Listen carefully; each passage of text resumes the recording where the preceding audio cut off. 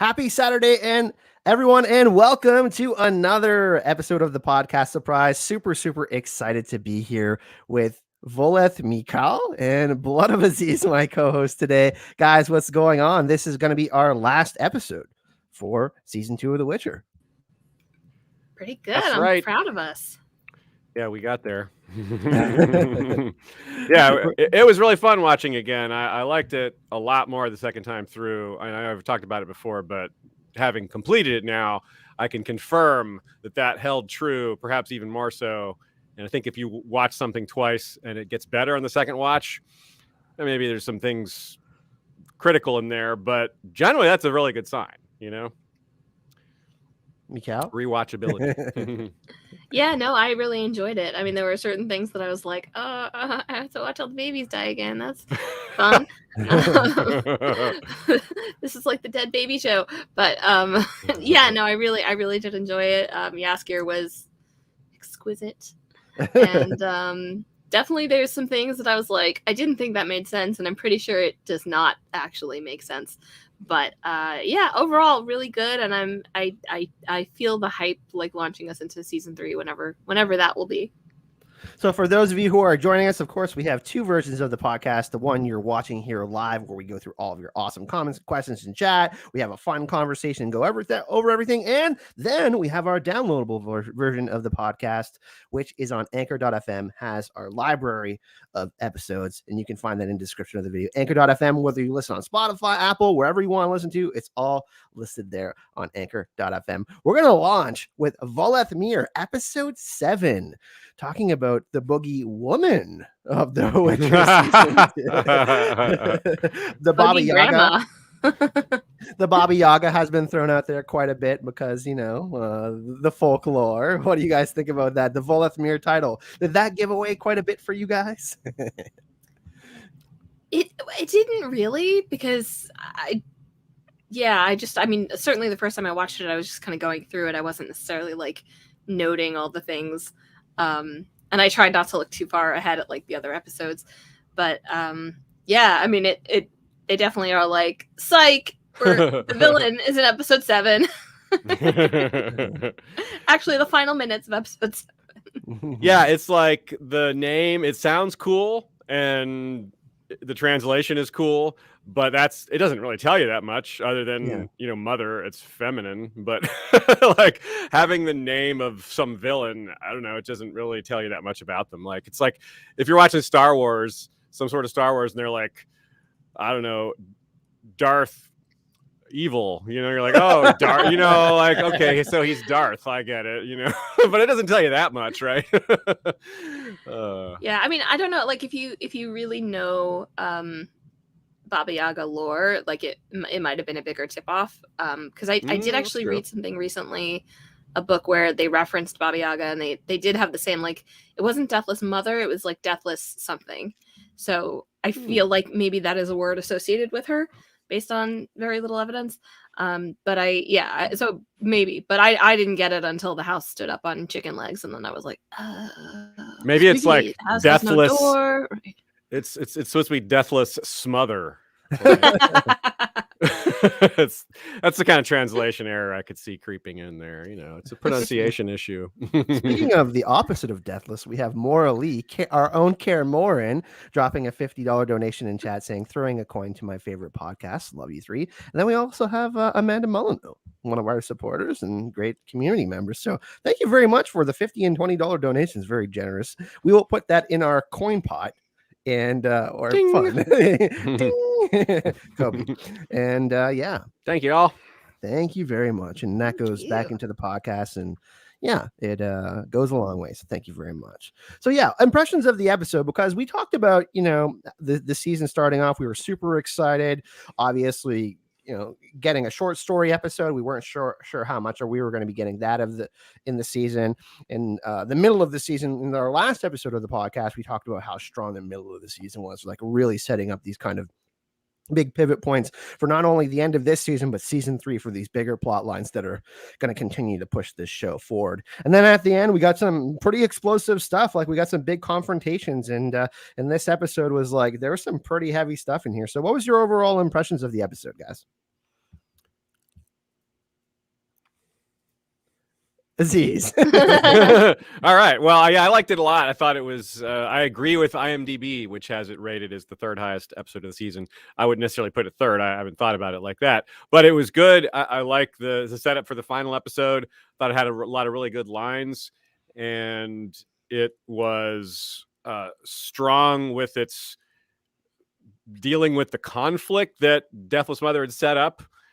The one thing that got me thinking, I'll cover a little more in the final episode, is just I think Deathless Mother is a really good villain in terms of the way she operates, and it's a lot more compelling than just a monster or something that's deadly and a killer, right? That's got its own level of sinister, but this is someone that turns people on each other and has these long-term plans to create huge amounts of pain and suffering to harvest for her own energy, and that is dark, but it's also pretty imaginative. I like that. So I started to appreciate that more, because the first time through, it was just like, who the hell is this? What are they doing? I don't get it.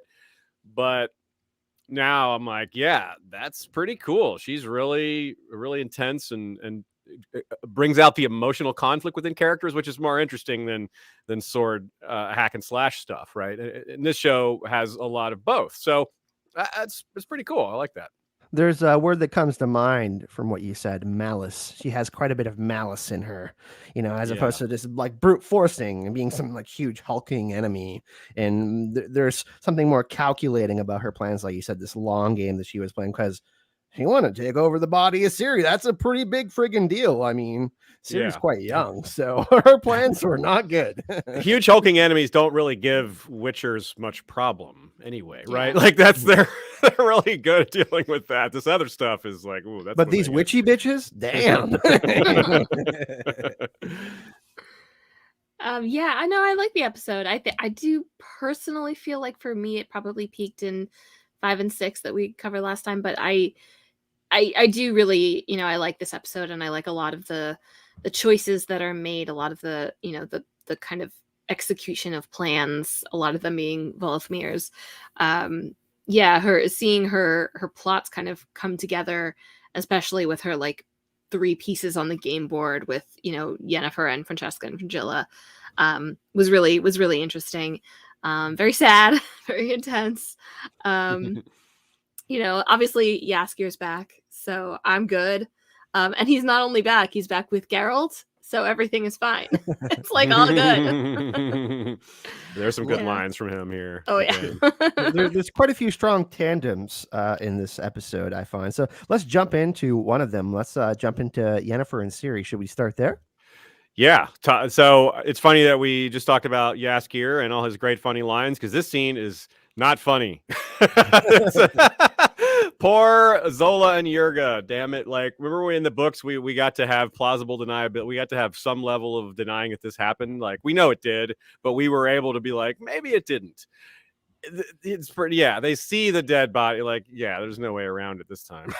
Like, that, damn it. Like, poor helpful family murdered by Rience. There's really no way around it. It's so bad. I hate it. and Ciri obviously feels terrible for it, because she feels personally responsible, because she knows that people are tracking her, and she was in a pretty tight situation, and those people were genuinely caring for her. They saw someone who was pretty young and in a pretty bad situation, and they genuinely wanted to help her, and she felt genuinely pretty awful about that. So that was, these are 2 common people that had no interest in the interest of politics or kind of the end game stuff that's going on in the continent, and they were kind of collateral damage, unfortunately.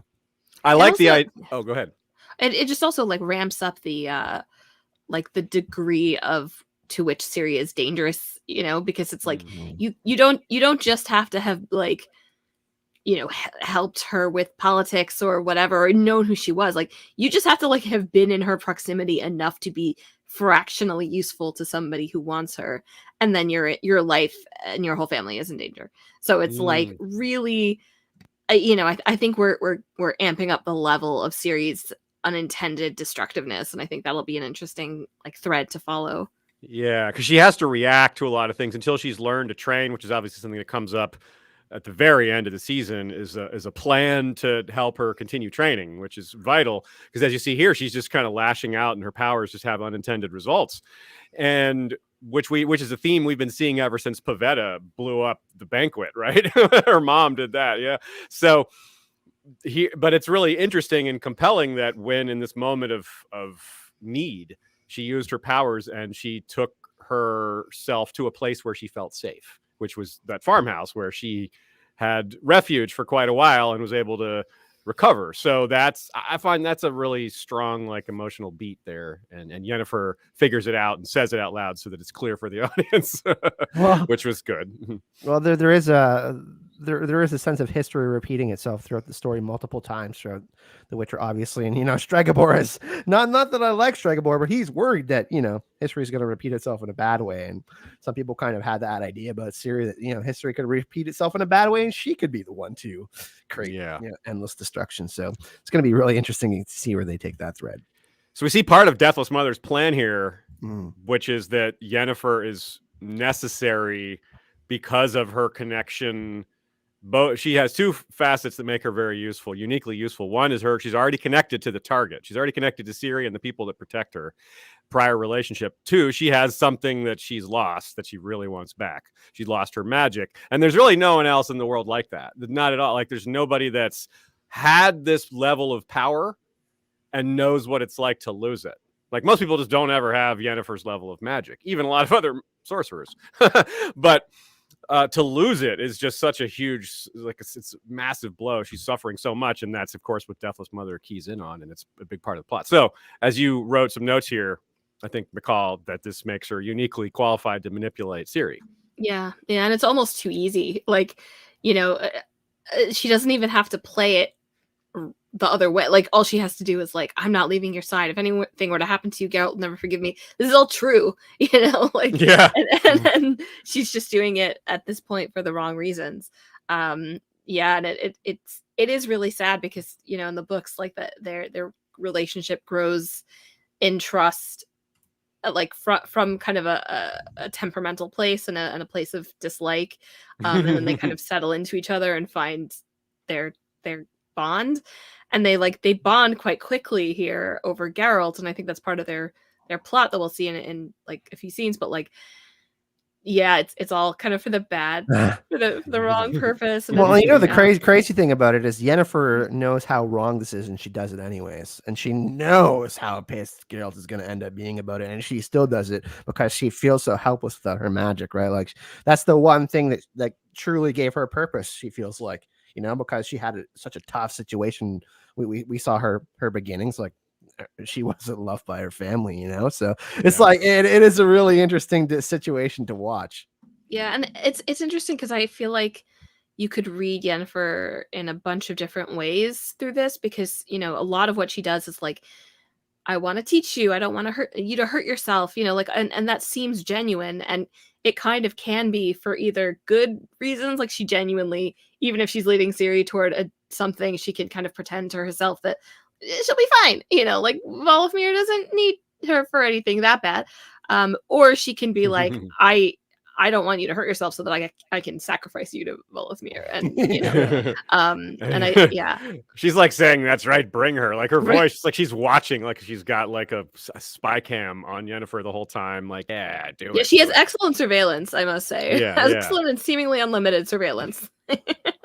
She exists in some other plane partially. She's got weird perceptional abilities. Yeah, who knows? Plus the ability apparently to impregnate an elf who can't get pregnant. I don't know how that part works, but she was already pregnant, I think, and because she says, like, she's been pregnant before, but none came to terms. So I think she somehow helped make sure the baby survived, only to because she knew what the long term would be. Also, she's an elf. I mean, she is an elf herself. Voleth Meir, so she knows a little bit about physiology, elf physiology. It's interesting that we're talking about Yennefer's actions, because this episode has a common thread through it. We see people backed into corners and them kind of making decisions. We see obviously the same thing with Fringilla, right? She's oh shit, she's like, I gotta kind of act here too. We'll talk a little bit about that later, but it is interesting that thread goes throughout the whole episode. Yeah. There's a great line. He's the father I never had. When I'm with him, I don't feel alone. And it's a pretty big deal, huh? Yeah. And then it's followed with, you love him too, which is, it's like everybody's kind of sharing their feelings about everybody else in this episode. And it's like, it is really sad. I mean, honestly, like I could have again used a little more subtlety, maybe, because people are very much just like stating their feelings. But I mean, I get it. Like they think it, or at least Ciri thinks that Geralt is in deadly danger, and you know, all her emotions are coming to the surface. So there's the bridge teleporting scene, which is pretty important as a setup for Yennefer being her teacher and teaching her to, you know, control her. And it's also just showing how Ciri gets frustrated because of all these, you know, all this compounded trauma and flight she's been through. So it's a pretty like, I like the way that scene played out because it gets to the core of what's these characters are dealing with in a simple behavioral moment.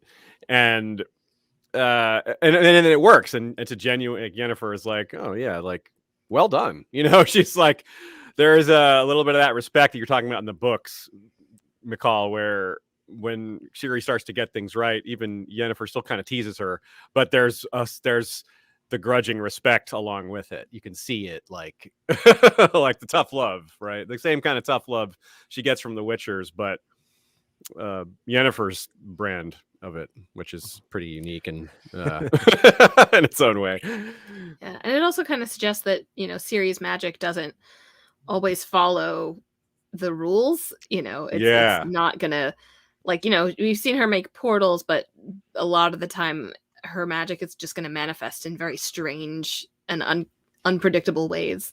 So I think that's a good thing to plant here.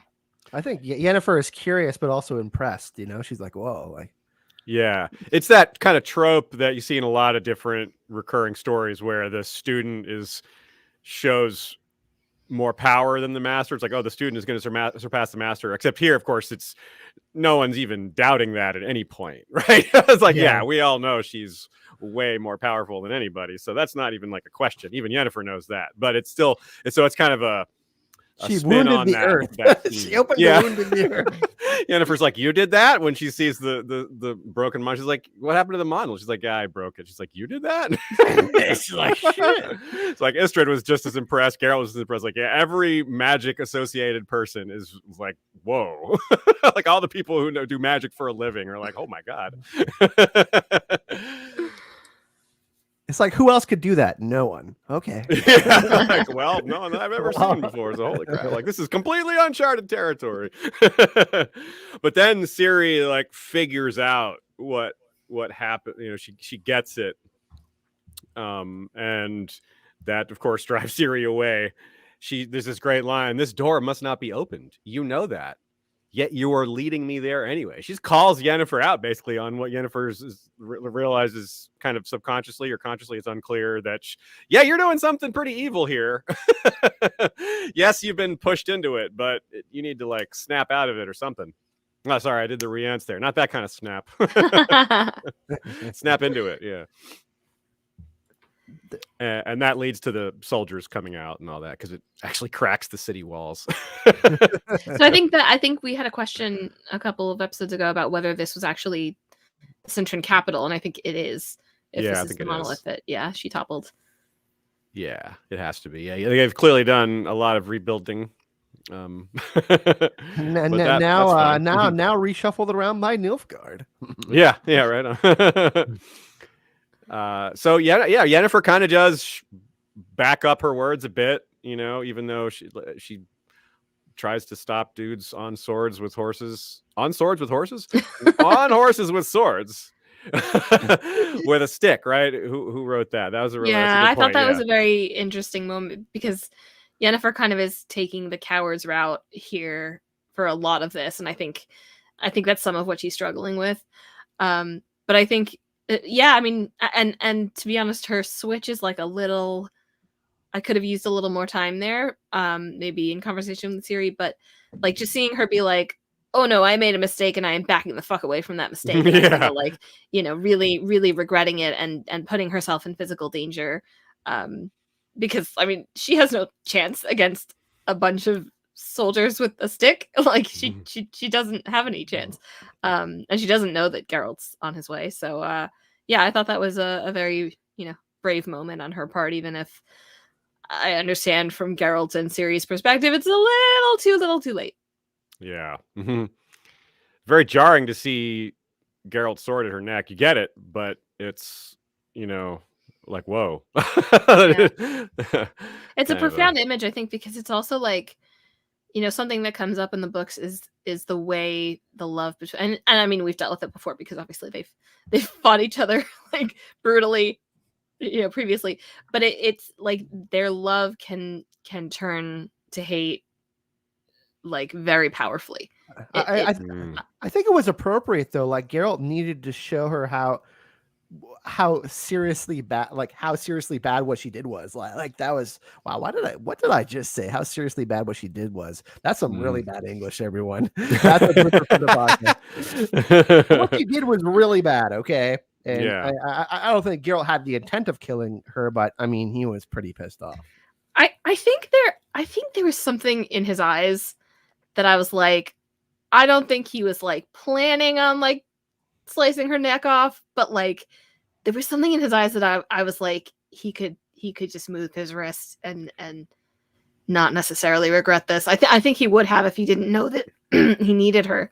If she said the wrong thing there or something, like if she didn't, if she like enraged him further or was like, like he may not have been able to hold back. I totally agree with you there. And she's not acting like, like magic Yennefer or Yennefer with her magic, I feel like would be a lot more chill. Even if she was on the end of somebody's sword like that, she stays very still. She's not doing anything. This is a very paternal moment too, like Geralt being Ciri's father, like, hey, I am the dominant one here, Yen. I'm sorry, but this is how it is. And he needed to teach her a lesson in that moment. He really did. Yeah. It's also this whole thing, even though this isn't the best moment to show how pure their relationship is, because this is like the lowest point of it as far as trust, since Geralt just bailed, which this is worse than that, clearly.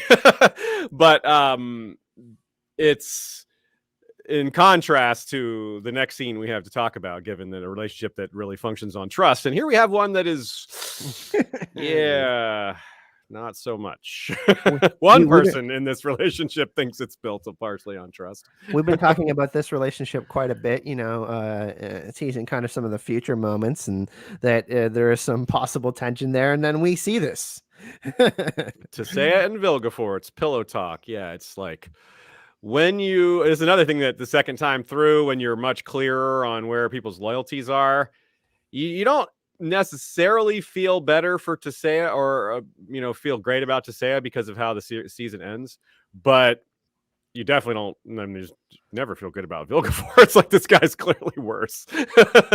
But he's so manipulative, and it's more clear, at least to me, the second time through, like everything he's doing is just about making sure she tells him everything there is to know, and then that just immediately happens. Like, she talks about she's broken her trust with Triss, and then kind of frustratingly deflects the blame onto Vilgefortz, or saying it's too important. Like, Triss had good reason to be mad at Tissaia, but Tissaia doesn't even take responsibility for breaking that trust. And, Vilgefortz is a little bit more clear with his intention here, right? Like, he was playing more politics earlier in the season, and he's more emotional here. Like, you can see he's getting more agitated and things are going on. So it's becoming more clear, like, just by his actions, right? Because he was playing the game a little bit earlier in the season. Yeah, we start to figure out what happens when things are seriously getting between him and his plans. Mm-hmm. And it's I feel like this is probably the nicest version of that, just him yelling.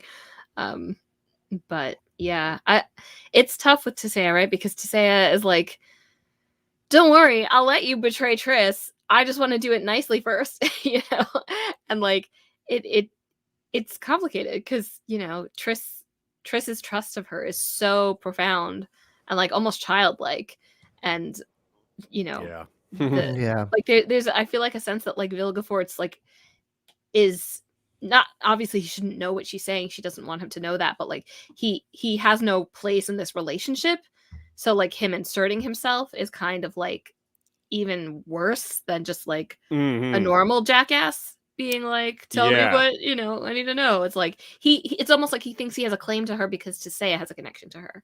Yeah, totally. It's like, oh well, she tells me everything. Like we're one. Yeah, it's like that's such a skeevy thing to say or to imply or to believe. And of course, it's as we know, it's all about getting to Ciri. That's clearly what he wants. He's pushed it so hard. His normal calm demeanor, which we've seen him keep up just about in every situation, just completely drops. First, he gets really mad. Then there's a lot of clear impatience in there, and then he calms down his voice, but he's still like right up in her face, and his body language is very aggressive. It's a really well acted scene. Like it's really well done in terms of things like body language and inflection and the amount of barely contained rage that he's projecting there. And he guilts her into. He's so manipulative. So important. Yeah, it's really well done. As bad as as bad as it is, it's really good, right? And I also love the framing of the two moments. Like you have just Triss and Tis are on the balcony, and it's like this nice light breezy, like we're out on the balcony talking about old memories, and then then it turns, right? Yeah. It goes back to politics really fast and ambition and games and all that. It's like Tisea has been giving and giving, and like what's that saying? Give an inch but take a mile. That's what Vilgefortz is doing, and he's creating a wedge in her relationships too. And it's crazy because like Vilgefortz is like the new boyfriend, and Triss and Tisea have had this long-lasting relationship, and she's making these decisions that are putting those relationships. Like Vilgefortz knows what he's doing, you know what I mean? So it's like he's wedging himself in there, and he's getting more and more power, and there's less and less for Tisea to really get. That's pretty sad, actually. Yeah. Well, I mean, what he's trying to do is like make Yennefer his puppet, right? Like that's, I mean, not Yennefer, sorry, Tisea his puppet, and can control everything through her, and part of his frustration, I think, comes from her, at this point at least, refusing to do that. So. How about this line? He says, if she's this powerful, she can end all war unless she falls into the wrong hands. Yeah, like yours, maybe. Yeah, he's posing himself as like the great, like liberal hero, with like good intentions for all, and and it's just such bullshit. And any type of megalomaniac or narcissist, this is the common type of deflecting that we see.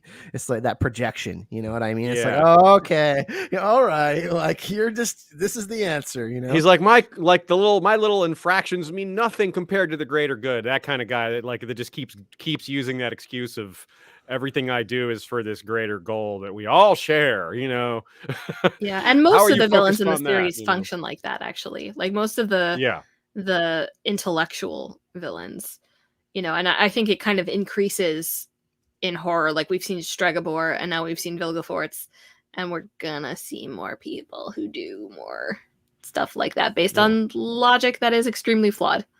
Well, and that's a big part of politics, real world, fake world, all that, putting, being on the right side of blame or putting the blame on other people or just assigning blame, or that's just a big part of the whole ball of wax that comes with politics. And so Vilgefortz is quite good at it. And I do appreciate the way that's portrayed in general throughout this season, is that's the core of a lot of what happens in politics. He's smelling his own smelling his own bullshit and saying it smells like roses. Okay. Yeah. I feel bad. Like the actor's great, but he's definitely firmly in that category of like, I see you, I hate you. He's so smooth and handsome. You're like, something's got to be wrong with this guy. Right? Yeah. And then it's like, oh, actually, quite a lot is wrong with this guy. It's not quite like a Ramsay where he's like a really good looking, but he's a sociopath. Yeah, he's way more controlled. He's Ramsay is all id. Vilgefortz is mostly ego. Yeah. He cares more about power. Ramsay actually just straight up enjoys the torture. That's like his ambition's a lot lower. He's like, I just want to be able to do my own thing and torture people. Vilgefortz is much loftier. Just leave me alone and let me torture people, Dad. I just want to have my hunts and my dogs, and that's it. What's wrong with that? So let's talk a little bit of some of the other factors. Artorias and Dijkstra. Where do we want to? Yeah, the council is really interesting. We see Stregobor continuing his anti-elven screed. He says he's tilted by this child being born. He's like, look, it's like what I said. It's born from a mage. Now, it is odd. It is like, that is interesting that they had a child that has survived and was born from a mage. That is noteworthy for sure, but it isn't like an omen of doom, like Stregobor says. And Artorias kind of agrees with him that it's a beacon that their enemies are aligned with them, right? He says it's bad. Now, later, we're going to find out that Fringilla, when Fringilla comes to talk to him, he's going to realize he was wrong, that the elven birth helped them, not hurt them. So he's going to say, oh, Tissaia was right. So that's one part of this. Let's let y'all weigh in on that before I wander into the other parts, but without you had some great thoughts first. You had some great thoughts when we talked about this privately. Michal, you want to jump on this?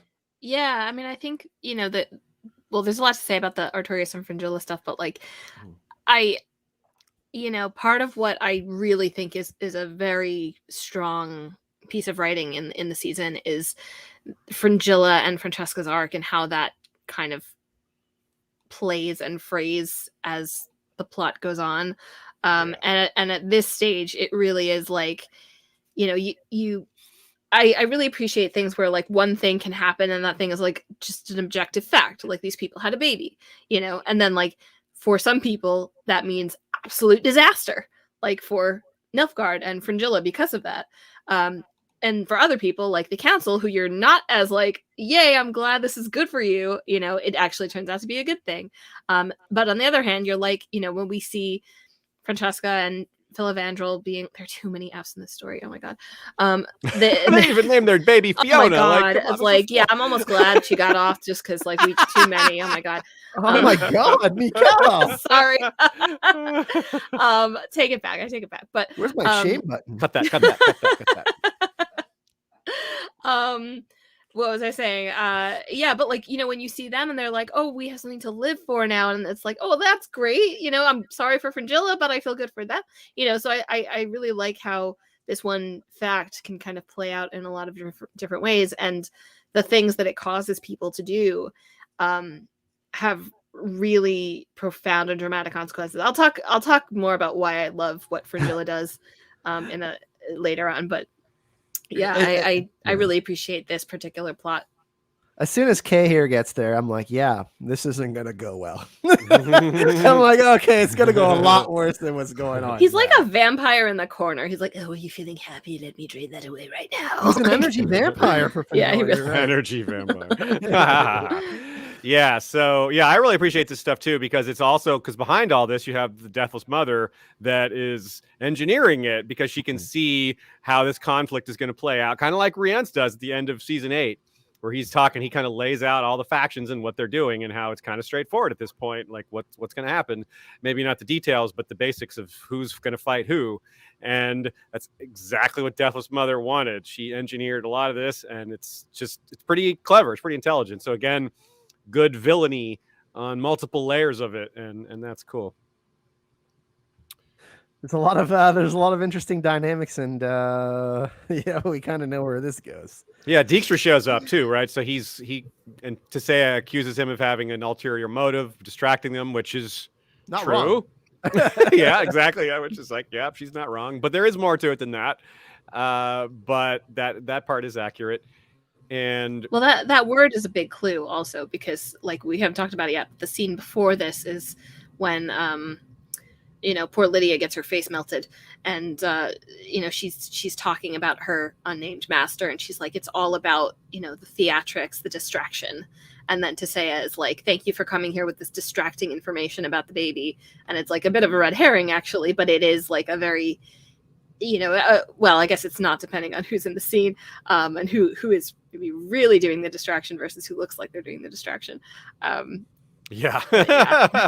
That's right.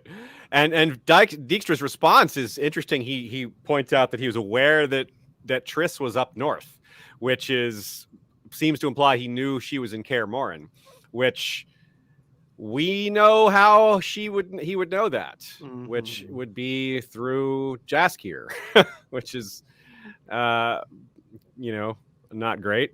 but that's more of a season 3 plot, given like the last thing Dijkstra says in the season.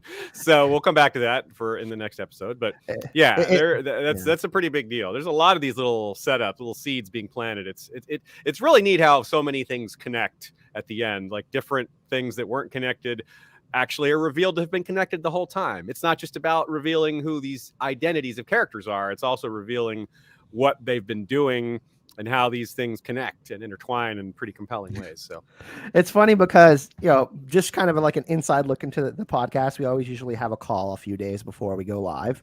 And I think like 75% of our conversation was talking about this, like all these things that are connected now to season 3 and these things that we're excited for, payoffs, because a lot of these things are getting set up, and we do get some payoff, some pretty big ones, but there's a lot of payoff in next season. So it's like we're getting pretty excited that we're going to be getting some big moments coming up. So Arturius and Fringilla, this scene is really good when she teleports in and they have their chat, and gosh, Arturius is just so demeaning to her and just talks down to her so much, and it's not it doesn't go well for him. It definitely seems to spur her to greater heights of, all right, then I'm gonna have to go this alone, then I'm not working with you, jackass. Yeah, well, it's really sad because, like, she comes off that scene with Francesca and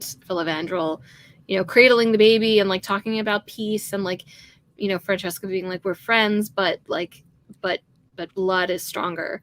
So, you can see the wheels turning in Fringilla's head, and she's like, well, I have one chance of that, and that's Arturius. So she goes to visit him, and what he ends up doing is he ends up like downplaying everything, and like, you've been so foolish. And then like he says that one of his like contingents or his qualifications for her like being accepted back at Aretuza is her apologizing, which I guess she could live with, but she has to apologize for even thinking that she could make an influence on Nilfgaard, and like that is horrifying. And then he says that there are people who are obsessed with power, and there are people who know their place, and Fringilla has always known which one she is.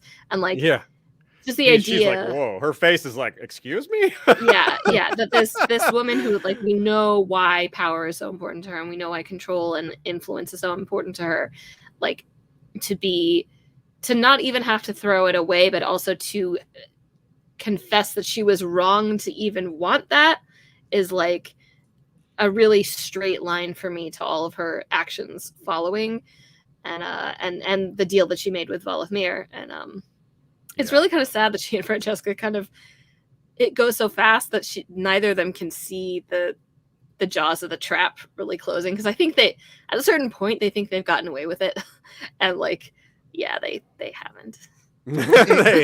It's crazy because you see Fringilla trying to make these moves, but then you see like you never feel like she's on equal footing as someone like here gets the letter and all this stuff is happening, and you're like, oh shit. And now she's essentially going to Artorias to kind of get permission for some of these actions she wants to get put out there, and she's like, I mean, you're nowhere near a mirror. You don't want to fuck around. You'll get killed. Yeah. Yeah, he's very like he kind of represents the old guard that is inflexible, that doesn't adapt to the new situation. I really don't see Artorias being important later, if not just straight up dead. Like maybe I can see him dying next season, or at least just being ousted from power because he's just not keeping up with. He's not the right man for these times, these changing times. He's showing that. I think with what we saw in episode 8, without spoiling too much, someone being very unhappy at the situation, and there could be a thinning out of mages and sorcerers next season. Yeah, for reasons like this, the ones who aren't who are in the way of the people who have power are going to get pushed out of the way, and the my way or the highway. Violent. Yeah. Pushed, killed, forced, whatever. Falling out a window. Falling out a window, whatever it takes. So Lydia and Rience here. This is a neat little scene, pretty short. They just it refers to another little moment from the books where he describes how he didn't have enough energy to escape. He had help escaping via portal, which is also what happens in the book. It's the same master that's helping, and he, of course, is already, so he's clearly already being helped by their master, even though he hasn't gotten this face-to-face meeting that he wants, that he gets at the end of the season.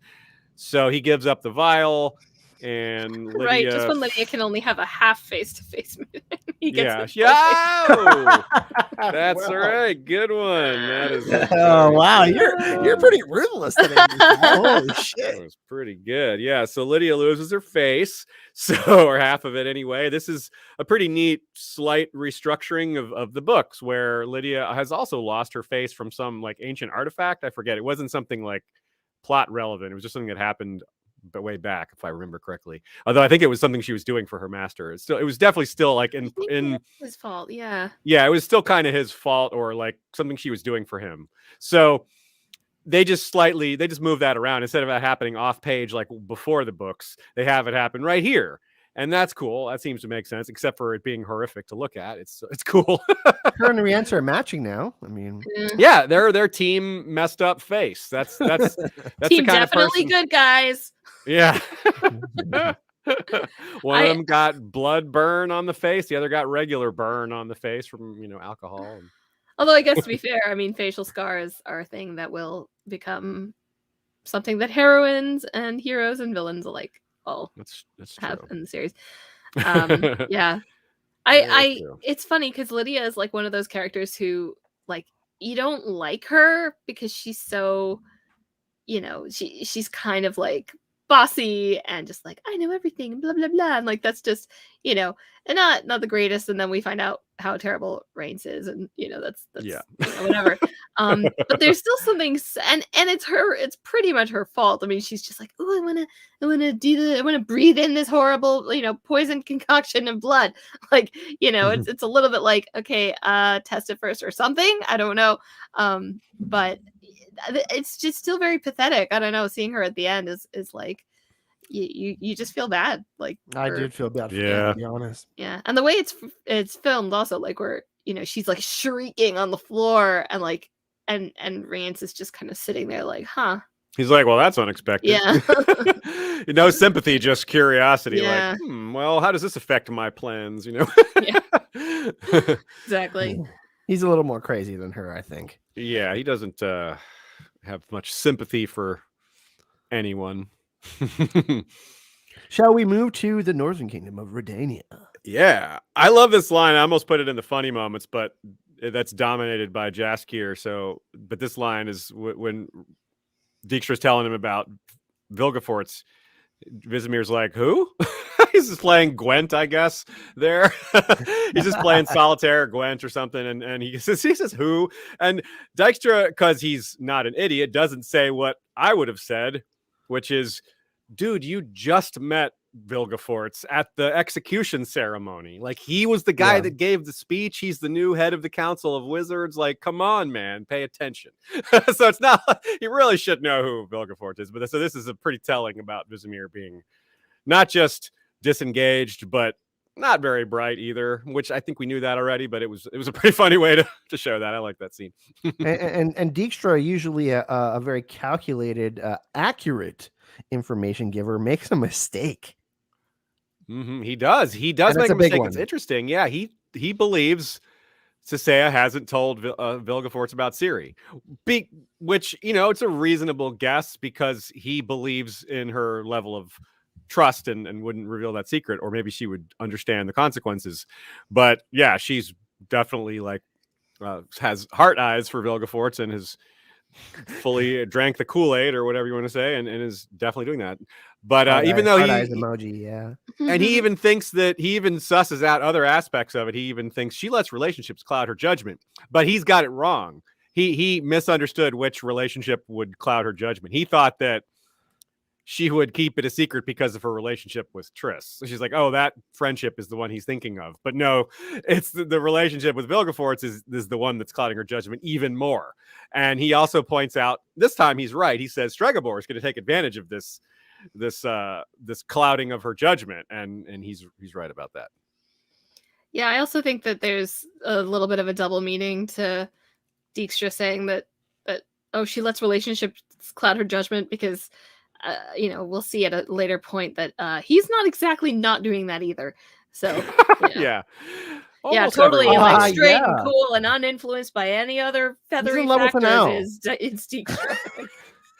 I think that's a great thing to have included throughout the series. It's something that I give both Sapkowski a lot of credit for putting that in there originally, and Lauren Histrich for carrying the theme forward, even if she changes a lot of the way it's executed, which is everyone has this. Everyone has relationships that if they're exploited, like we have strong feelings for somebody that we have bias for, like extreme bias for someone that we love or our family or our child.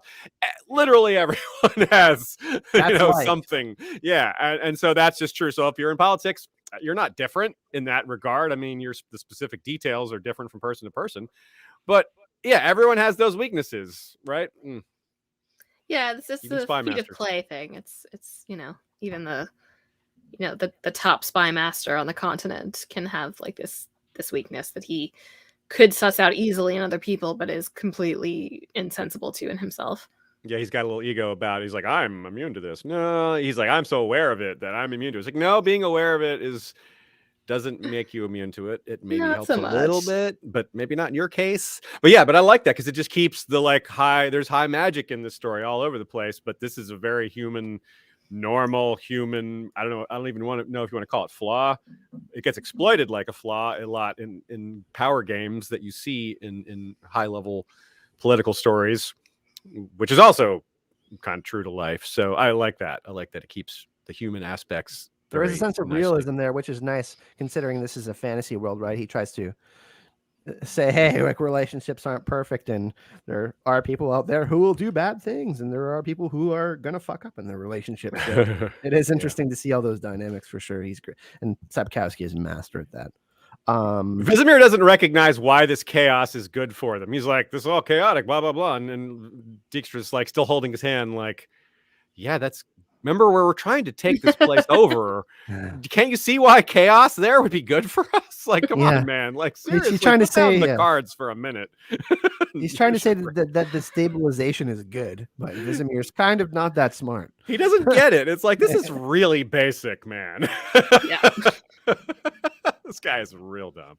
I don't think he's long for the world, to be honest, but we can discuss that. Well, that's the thing. You're right. You're right. Except for that, that's part of why some people really like him, because he's not a strong leader, because he's a dummy, because he's easily distracted. Like the real powers behind the throne, they like that. You know what I mean? Like they can.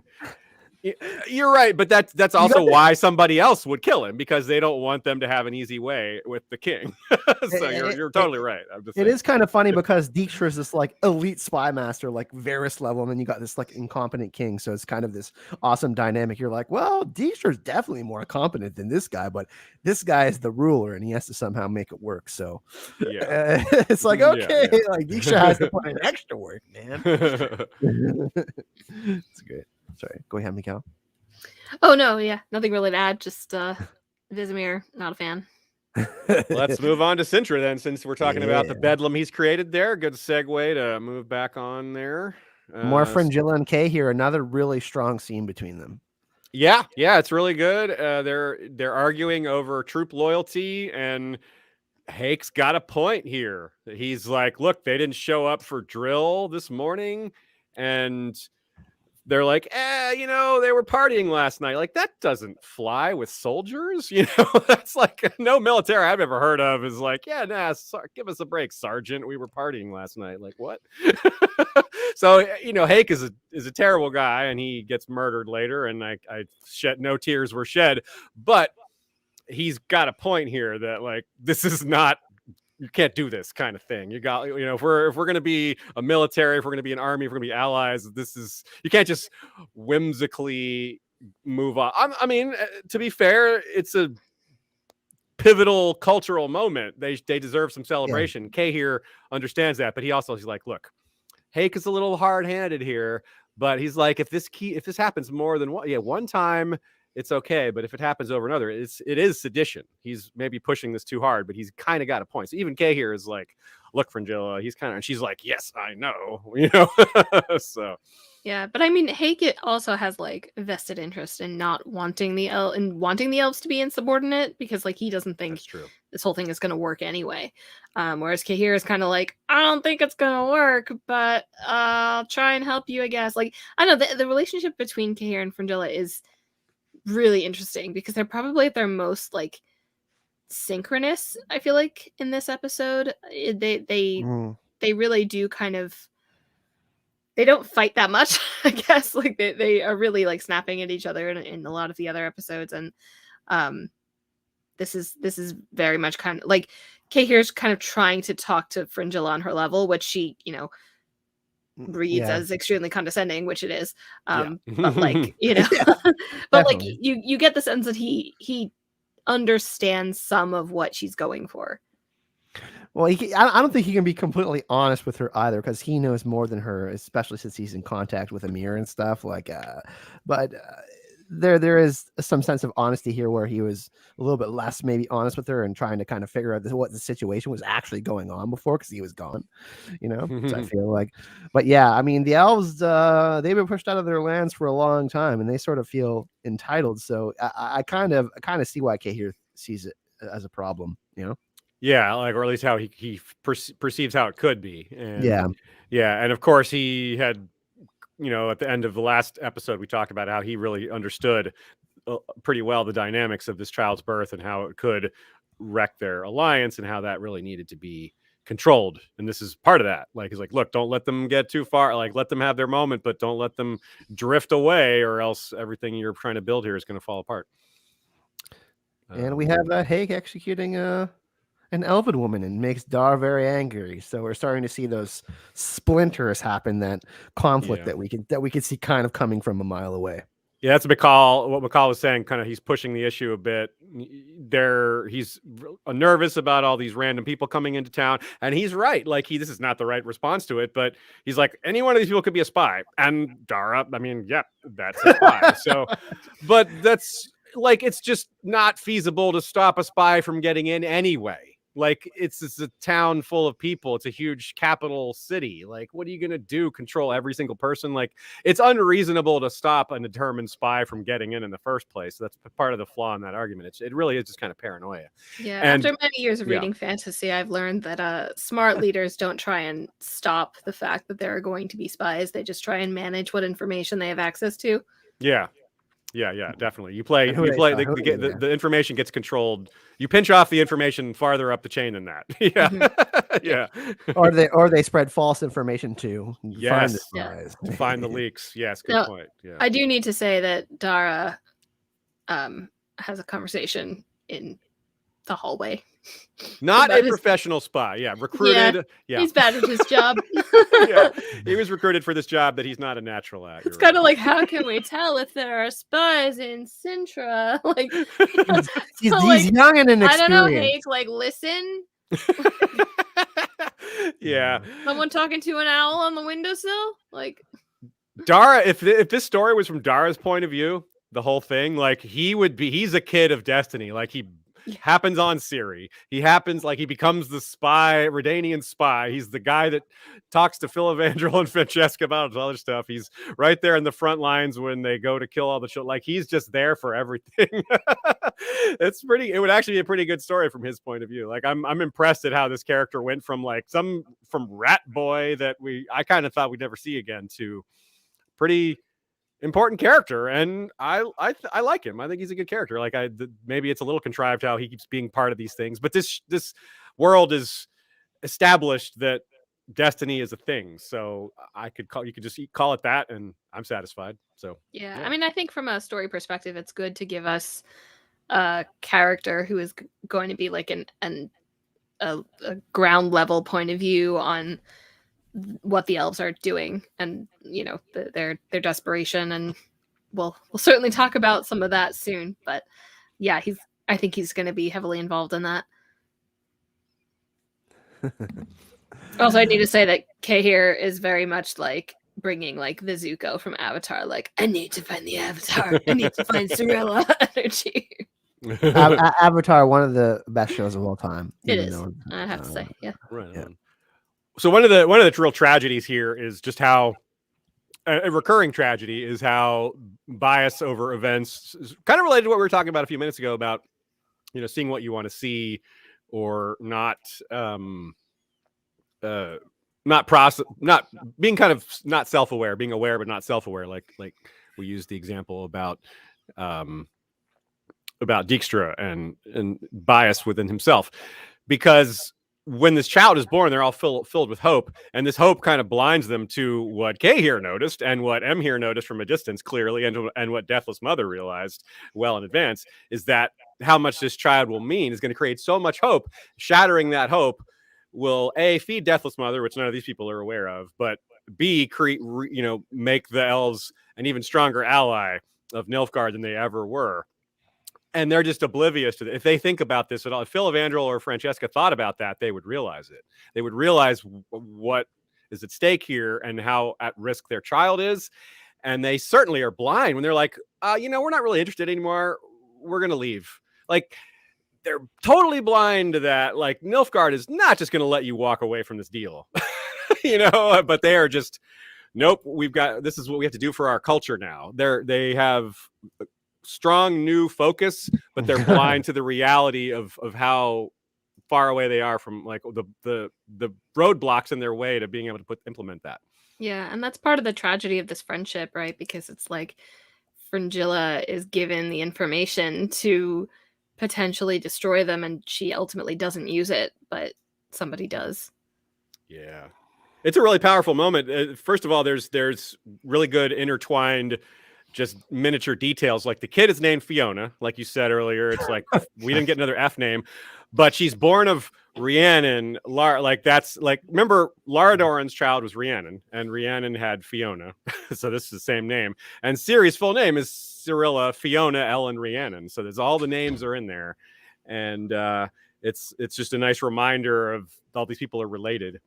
And they're really well done directing, I guess we call it, or editing, when they show as Yennefer invokes Deathless Mother with the sword at her neck. Geralt's like, all right, take us there. She says the words.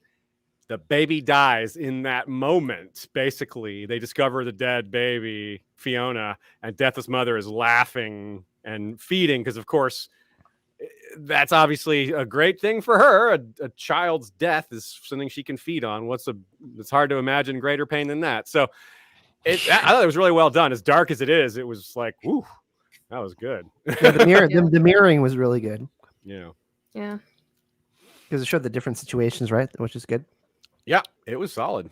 And then it just moves on. And then we go, speaking of pain, we go to this dinner scene massacre, unless y'all had something else to say about that last one. It's just like keeps coming with the damn moments. Like I did not see anything like this coming. This was one of the most shocking scenes of the season. I get it. It makes sense. I'm like, yep, you go, Fringilla. This makes sense. These people are trying to bring you down.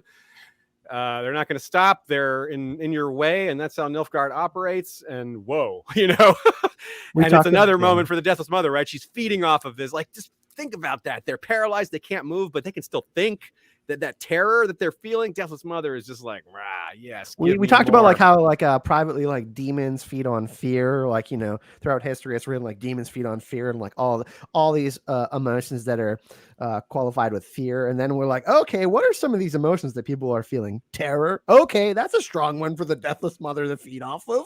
Like I can't imagine being paralyzed and getting something stabbed in my neck would bring me a very good feeling. So I don't know. I mean, I still think a lot of it is pain, like just going to what Yennefer says, like it's her sticking her fingers into like your deepest, most painful thing, and like it's that level of pain that really powers her, but not physical, like emotional right, pain, exactly. Like ultimate emotional pain. Yeah. So I mean, I would make an argument that is somewhat text-based, not entirely. Some of it's me making it up, but like I feel like this scene, as cool and unconcerned as Fringilla is, I feel like it might be bothering her, because like I agree. Like, there's a lot of pain coming from the people she's murdering. She didn't want to do this. Yeah, it's a last resort. That's a good point. You're right. Yeah, and I think that we haven't quite seen her be this ruthless in a while. And I think the fact that she's driven to this by the loss of, or what she perceives as the loss of her friendship with Francesca and the loss of her support with Arturius, however much she could actually expect of that, she did. Like, she's left with this, she's backed into a corner. People make desperate choices when they're backed into corners. Yeah, she's pretty alone now. Yeah. Yeah. So I don't know. I want to give her a little emotional credit and say that maybe this isn't as brutal as it is brutal, but internally she might be suffering while doing it, and which exactly with Deathless Mother's like, oh yeah, double trouble. Yeah. Right. My favorite flavor. yeah, it's pretty, I like that. It's compelling. It's in that sense that even the people causing the pain are suffering too, which is it's a really deep statement on harm amidst from humans to each other. Like we harm ourselves when we harm others, and don't feed Deathless Mother. Don't feed. I see an amazing comment in chat. Frangilla pulls a Zach Morris timeout when he stops time. Like, so good. Saved by the Bell and The Witcher. Nice. Never thought we would get a comparison of those two. You never know where Podcast with Surprise is going to go. Surprise. Yeah. I have a couple of quick Herblore notes that are a good segue to the Temple of Melitele scene, which happens much earlier in the episode, but we haven't talked about yet. And first of all, Nightshade. We discussed it earlier in the Bounds of Reason episode. It came up before under a different name, Belladonna. Of course, that's one of the things we like to do is mention all the different names these things have. I'm sure I named other things there. It's medicine, poison, cosmetic. It sounds badass. It sounds deadly, and it is. So it's cool to use it. It kind of worked out that way. Like, it sounds cool, and it is actually deadly. One of the deadliest herbs that exists. Poison tipped arrows are in antiquity were used that way a lot, and it is sweet. So it actually is well used in terms of real world details in this scene, because she says that the sweetness is disguised because they're drinking mead and all that. So yeah, well done. But that's all I have. It tastes so sweet, but it feels so awful. Yeah, and it is a paralytic. That's accurate somewhat too. It's more likely to kill you. There's animals that it's but it can be used for as an anesthetic. Right? Yeah, there's like rabbits though. Like rabbits are immune to it. Rabbits can just gobble up all the nightshade they want. It's like, It's good for well done, rabbits. It's like koalas, right? Isn't what they eat basically eucalyptus? Poisonous? Yes, eucalyptus is very toxic, and they just and it's also low in nutrition. It's koalas. I could talk about them, but that would really be off topic, even for me. Maybe they'll be in the Blood Origin series. We'll have koalas we can talk koala monsters. Yeah, they need some monster version, like basilisk koalas. Basilisk koala. It's one word. Basilisk koala. We head back to the Temple of Melitele, which has one of my favorite funny moments of the episode. We got So I think was this Yumiko and Neneki bringing the "shut up and let me heal you, stupid energy." Yeah, he's like, I have to go. She's like, let me heal your wounds. Like, because one of their major points of interaction in the short story, which the name is slipping my mind. Grain of something. Wait, which story? Oh no, the Voice of Reason. Voice of Reason. There you go. Yeah. Yeah, so he's like, I want to leave, and she's like, your neck is gaping open. I can heal you. A typical stubborn man trope. Like, men don't go to therapy. Men don't get healed either. Yeah. Men would rather hunt their girlfriend down across the continent to hold a sword in her face than go to therapy. But Geralt does make a pretty interesting discovery. It's a kind of a neat little clever under the radar moment here. He finds Redanian crowns on the bodies, but these assassins were sent by Rience's master, the same person Lydia's working for, not Redania. So it's another misdirection attempt. First of all, assassins don't normally carry clinking coins into their operations with them. That's just rookie level stuff. So that's why it's one. I could see someone looking at the scene and being like, this is just poor writing. But no, it's intentionally meant as misdirection like that to cast blame on a party that's not involved at all. This has nothing to do with Dijkstra, but Now it looks like it does. and Geralt is really wise. Like, he's been in quite a few different situations. He's like, this doesn't really make a lot of sense. You know what I mean? A fire mage bursting in like that. Yeah. Ciri. we know that Nilfgaard definitely wants Ciri. Okay, Redania all of a sudden, that's kind of interesting. Yeah. So this scene is pretty brief because most of the temple stuff was last episode, and it ends with Geralt saying, "Portal me to a place that turns out to be Jaskier," and that makes us happy. And just like Jaskier himself, he needs to vent, but he is also happy. This is definitely Michal's favorite moment of the season. Yes. I've watched this scene several times. I might know it by heart. Well, go on, Michal. Let's hear it. Good. Come on. Yeah. Take it away. Oh, no, I'm not singing. No, I didn't mean sing. Just take over the episode. Oh. Yeah, I mean, it's so great. It's just so great. It's like, Jaskier is like, I mean, first of all, I found the reason he's in prison is so stupid. It's like hilariously stupid. Like he's like looking into the thing where they're keeping Yennefer prisoner, and they're like, "You're a peeping Tom. You're going to jail," and it's just like so Jaskier and hilarious. Like he's thrown in prison for being a peeping Tom at the woman they're intending to execute. Like it doesn't. Yeah. Out of all the crimes, he's like smuggling refugees, and all of a sudden he's like, "No, peeping Tom." Gotcha. Yeah, exactly. Like, meanwhile, Yennefer's fully dressed. I mean, it's like, And then she vanishes. Like, what? There's not even someone in there. There's right. no woman in there. Like, there's no one there. What are you talking about? Yeah, but the fact that he's like made friends with the rats, and like, I'm not sure how much. Some degree of that I think was ad-libbed. I'm not sure how much, but I think some of his dialogue with the rats, which is funny to say. What is that about? He's so talented. Like, he is, and he can keep time, and he's just really, obviously most of these roles are really well cast, but like just Joey B is Jaskier. So great. Yeah, it's so perfect. And and then the fact that he keeps singing while Geralt's beating up the dude, and like does not even hear like what's going on out there. He's really focused on his music as usual. He gets locked in. And when he sees Geralt, it's just like the sweetest, because we've had a lot of great reunions, and obviously the Yennefer and Jaskier stuff was wonderful also, but like this is just like that cathartic moment of like, you were so mad at each other and now you're bros again, but like not in a way that like we're letting totally go of everything that happened where you have to deal with that. And it's awesome. I'm glad Geralt gave like a straight apology. Like he's like, I'm sorry, like straight up, but also it's also nice. Like as they're talking through it, right? Geralt admits he was wrong about Ciri way back, that ignoring destiny wasn't, helpful or not good. And then Jaskier kind of figures out, he's like, oh, Yennefer was lying about not having powers. Like, she vanished. Of course she has powers. Like, that is what it's going to look like, to be fair. But he admits that people say stupid things when they're under pressure, which, hey, theme we've been discussing. So he does give her a little bit of benefit of the doubt. And he also says, hey, yeah, friends come back, and you came back. So that's true. So it was really good. I like it's like, look at my boots. I slid down that mountain.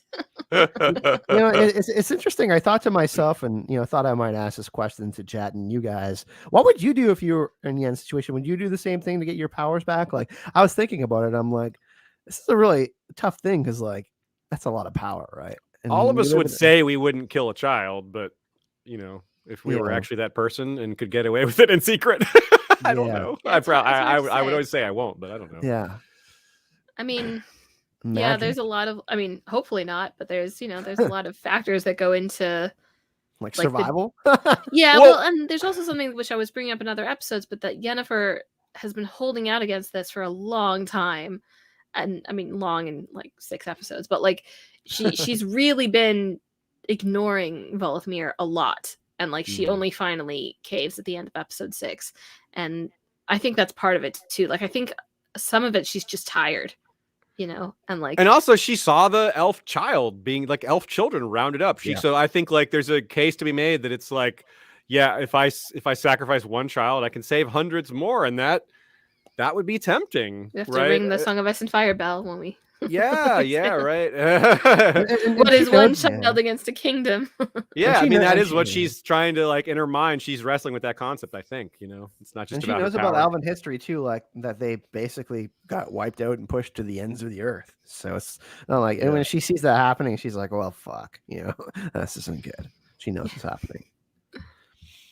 And then we get another nice reunion, guys. Right. It's actually, I kind of missed it. How neat this moment is. Geralt, just as Jaskier is kind of opining on how friends come back. Boom, friends came back. Guys we may not have thought about in a while, and there they are. Yeah, so it was it was one of my favorite moments of the season for sure. Yeah, it was cool to see them. Just yay, you guys are here. We got to get them in. Well, I'm sure they'll be back again later. And Geralt gets a new horse. Yeah, he does, doesn't he? He's like, not my usual type, but you'll do.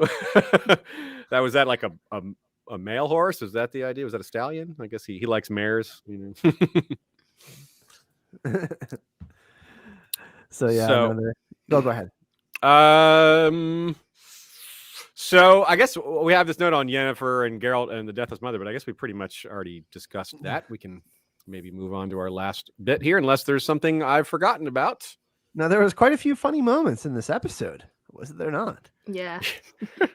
Jaskier really went off. Like, he's got more than half of the funny lines, but not all of them. Not all of them, just most of them.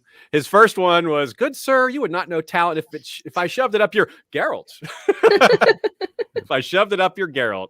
So for people who really love the vague queer references between the two of them, that's one of them right there. 1,000 meme ships were launched. Oh yeah, not to mention like seeing how ripped Joey Beatty is. It's like that dude is every bit as like buff as Henry Cavill. Yeah, I miss string bean Joey Beatty. I'm not gonna lie. But he's not as big as Henry Cavill. Oh, Henry Cavill. They had to literally get a new piece of, because Henry's so jacked. He had to get new armor. Like he's one of those guys. I meant like relatively speaking. Oh yeah. Okay, but Joey looks good. I'll just say that. His hair, not so much, but everything else, yes. You could hang portraits off my nipples right now. That was really good. So good. Or another line, a little bit of alliteration. He says, "You bet your bloated biceps." Yeah.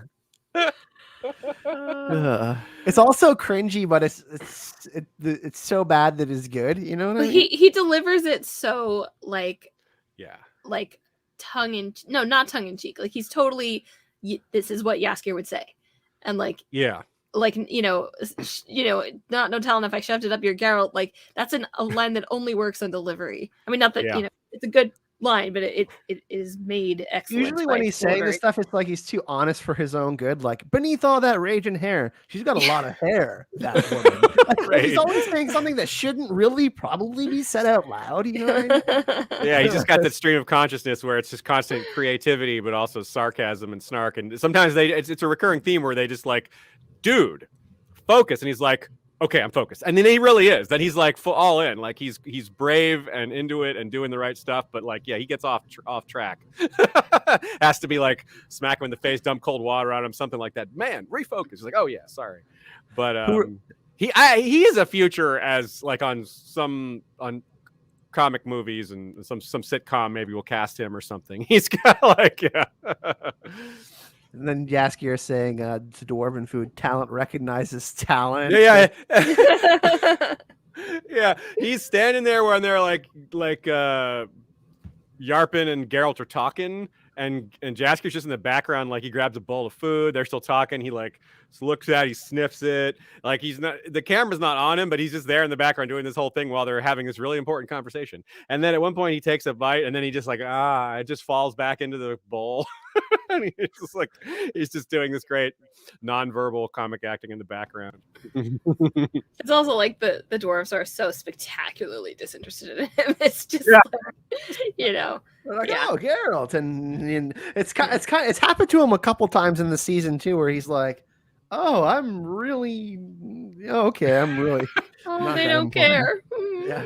Poor Jaskier, man.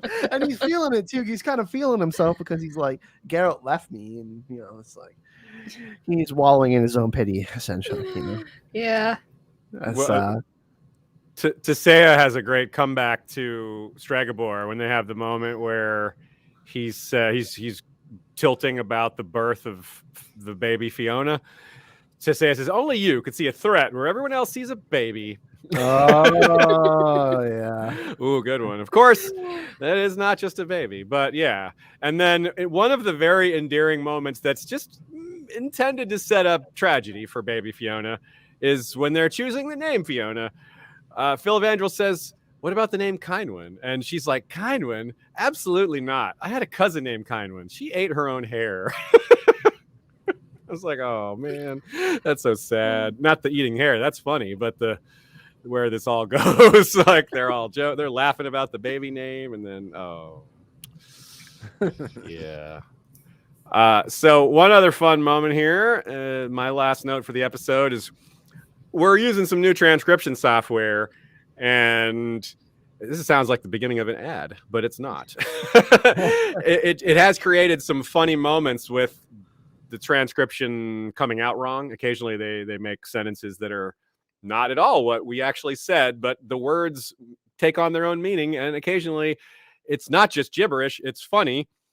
And in this case, it took one of my lines from 2 episodes ago, and it said, "I mean, of course, obviously I love the Lord. That's well established. You guys do too." And the transcript, it even wrote it with a capital L, like the Lord, like, God.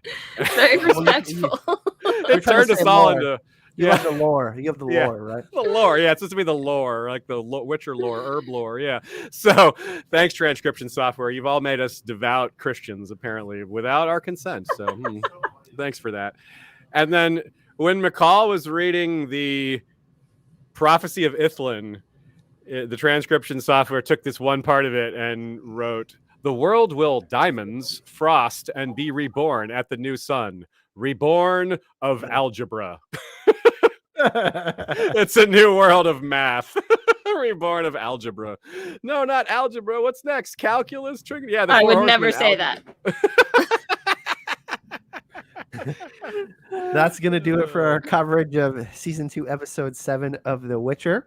Now we are sponsored by Manscaped. Here comes an ad, everyone. Manscaped is sponsoring the podcast, and I've been using it. As you can see, my beautiful beard. I love to trim my beard, and like me and Aziz said, we wouldn't be using their products if we didn't like them. So, and actually, we're in their comfy boxers as well. So, yeah, we're sponsored by Manscaped.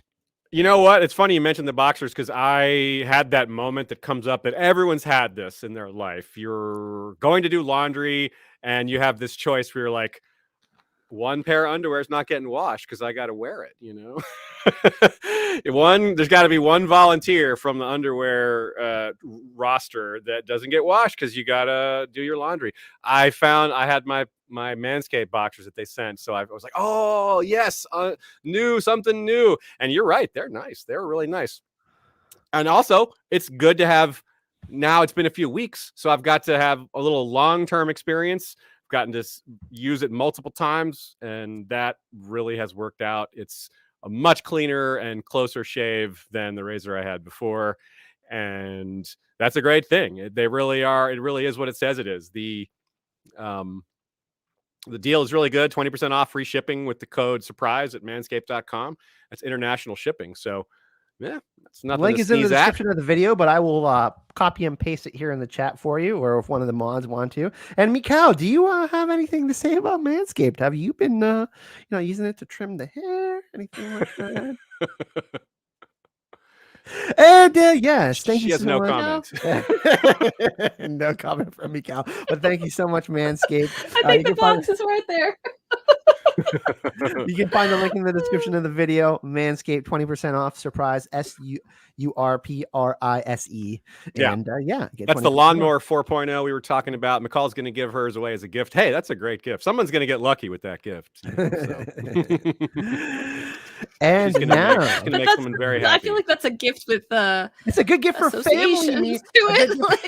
A good gift for family, Michal. That's good true. Segue into the episode 8 of the title for episode 8 of The Witcher. Episode family. You know, this is funny because we were kind of having this conversation before we, like I said, we always do like a little hour chat on what we're going to talk about on the pod. We're like, why did they hold this episode title back? Yeah, why was family a spoiler? Like, oh my God, family? Whoa! Did you see what episode 8 is called? Family?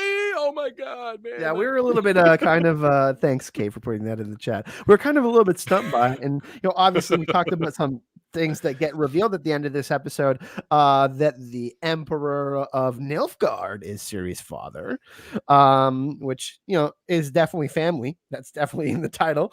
But yeah, what were your impressions of the episode, guys? Because this is the finale of the season. Definitely an interesting one. I have to personally say it wasn't my favorite episode of the season. I love the fight scenes. Don't get me wrong. The choreography was definitely stepped up the season. CGI. I enjoyed the fever dream, the kind of elements of that, kind of giving us Pavetta and Amir and all that, but it wasn't my favorite episode of the season, to be honest. I would agree with that. Definitely not my favorite. I think it kind of suffered from like a whole lot of balls in the air, and some of it just had to be resolved in ways that like don't make a ton of sense, at least to me. Maybe it works for other people better.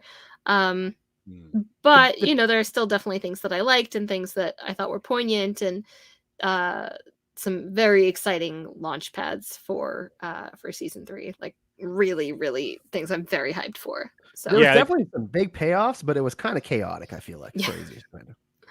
I sort of agree with that. I think I probably liked it the most out of the three of us, although I may not have said that before rewatch because I didn't love it as much the first time. But the more I've thought about it and dissected it, the more I like it. And it seems to be really well received. So I think my guess is that part of the disappointment for some people is just the difference in, not with you guys, because we've already been through this in detail, but the difference from the books is so substantial in so many places. But I think the wider TV audience who haven't read the books, they have no preconceived notions. That's not bothering them at all. Obviously, they have no, they're not married to anything that's already happened because to them, this is all fresh. But yeah, so it's rated in a virtual tie with a grain of truth for the highest of the season on IMDb, which IMDb ratings aren't some be all end all, but it's just fun, just as a reference point to kind of get a sense of how people view the individual episodes. So that's kind of neat. Grain of truth. We all understood why that one was rated high. We're not as united on this one, even despite what I just said about me. Like the episode was epic. It was epic. And, obviously, like we talked privately about, obviously having the reunion at the end with Yen, Ciri, and Geralt, which was super cool. And there's, Kaer Morhen moments and all that. So returning there was kind of cool. But let's actually jump into that. Let's jump into Kaer Morhen because there's some pretty intense stuff going on here. Right. Like the opening, you guys both kind of cited the opening little bit, which they've gotten creative with the symbolism and showing like a little piece of art at the beginning. I appreciate that. That was cool. They had it was like a conjunction of spheres kind of thing, wasn't it? Oh yeah, I think it's literally supposed to be the conjunction of spheres because I think the world tree comes out of it. But in a more metaphorical sense, I really like it's like 3 bodies colliding, and out of that is something that flowers. So it's kind of like the family tree. The tree, which apparently some of these trees have stellicide inside them. I hope that maybe look out, maybe check your trees. Don't scream near the tree. Yeah, careful. There's a band called the Screaming Trees from Seattle, from that Seattle sound, right? Actually the singer just passed recently. It's too bad, but so that's not so funny after all. But notice how this episode starts with the full name. The first line of the episode, I think, is Dream Mousesack saying, "Okay, everybody, say Ciri's name with us all together now. Cirilla, Fiona, Ellen, Rhiannon." Wow, I wasn't exactly together, but the point was conveyed. Is everybody okay in chat, by the way? I hope we didn't entrance you with that. They're all totally hypnotized. It's a spell. Yeah, so I thought it was a pretty cool start because that dream is really intense. Like it's pretty clearly a dream. but that dagger, it's Chekhov's dagger. Basically, we knew this dagger would matter, and it's the dagger that she killed that first Witcher with, Clef. So she's reclaimed her own weapon and goes straight back to killing Witchers with it. It's like, oh no, that's not the full circle that we want. So yes, and it also reveals that part of her plan, which a lot of it becomes clear here, if it some parts that weren't clear, is she wants revenge on the people that imprisoned her in the first place. The thing she most wants is to return home, but this is a big part of what she wants as well, because villains, you got it, villains are rarely above revenge, right? And she's no different. I mean, the sphere that they showed didn't exactly seem like a nice place to live. One of the spheres. I mean, obviously we got the Wild Hunt sphere, we got that, which is pretty intense. But I wonder what sphere the Deathless Mother is from, if it's from that desolate place. Well, it's neat because even she was trying to get home. That's a really neat uniting theme here. Even the bad guy was just trying to go home. Like, they're trying to find home and family amongst, whether at Kaer Morhen or elves trying to restart their society, or it's everywhere, or found family at the end with these characters. Yeah, it's a really strong uniting theme here. Even the bad guys. She wanted to rejoin her family at the Wild Hunt. Her villainous, I'll have to go evil family. Check the Blood Origin trailer again, which is actually shown at the end of this episode, if that dagger is in it, because we do see, I believe, which is the very first Witcher. I think it was. Yeah. I'll have to go look at it again, but yeah, we got some, linking back to the story that Vesemir was telling her, which is pretty cool. We get to see it again. And we was like, okay, well, that dagger is probably going to be used again. So here's this great line. Michal, you want to read this? Yeah, this is Yennefer kind of trying to explain Voleth Meir to Geralt, which is, she finds your weakness, the gaping wound in your heart, the thing that makes you feel hopeless, and she plunges her finger into it and makes it hurt so badly you do anything. Pretty much. So that's like, it's her, I mean, obviously self-defending at that point, but it's also a lot of, it's helpful for the actions of both Francesca and Fringilla as well. And it's this is, if y'all forget, those listening, this is when he's walking away from her repeatedly. She keeps trying to like get in front of him and like, wait, let me talk to you for a minute. And that's one of the things she says. And this one actually gives him a little bit of pause, because he obviously knows the lore on Deathless Mother. He's read about it. He has information on her. In the last episode, he told Jaskier straight up that she's a demon that feeds on pain. So this fits with what he's heard. So but still he still walks away from her. He's still not over it. And even at the end of the episode, he's not over it. But he does understand that she's going to be a part of things despite that. I think he's going to get over it. Yeah, he's gonna. He implies that, he says, I haven't forgiven you. But then the next thing he says is, you're going to teach her, and Villain Trettenmer said we'd be together, but we needed purpose, and this is that purpose. So he's basically saying, yes, we're going to be together, but I'm still mad at you. I think Geralt also understands that he's fucked up quite a bit, but he also very, very much loves her genuinely for who she is. You're right. He's going to forgive her. He also needs Ciri to forgive her. Like, Ciri has to forgive her too, and he's not going to forgive her until Ciri does. Like, that's part of his. Like, she has to forgive her first, and I think she will. Because she was possessed by a Deathless Mother too. She just killed a bunch of, like, what's she going to do? Like, what I do while I'm under the influence of Deathless Mother doesn't count, but what you do under the it does. Yeah, I mean, well, that's something else that's important to keep track of. I think the we have obviously like Vesemir's plotline coming to a head with as he watches more and more of his children die at Ciri's hands. That like is also like a lot of pain that actually feeds the Voleth Meir. Like, there's at least one shot where Vesemir's looking around at like the horrible corpses of the Witchers, and like Ciri goes like, my power, Yeah.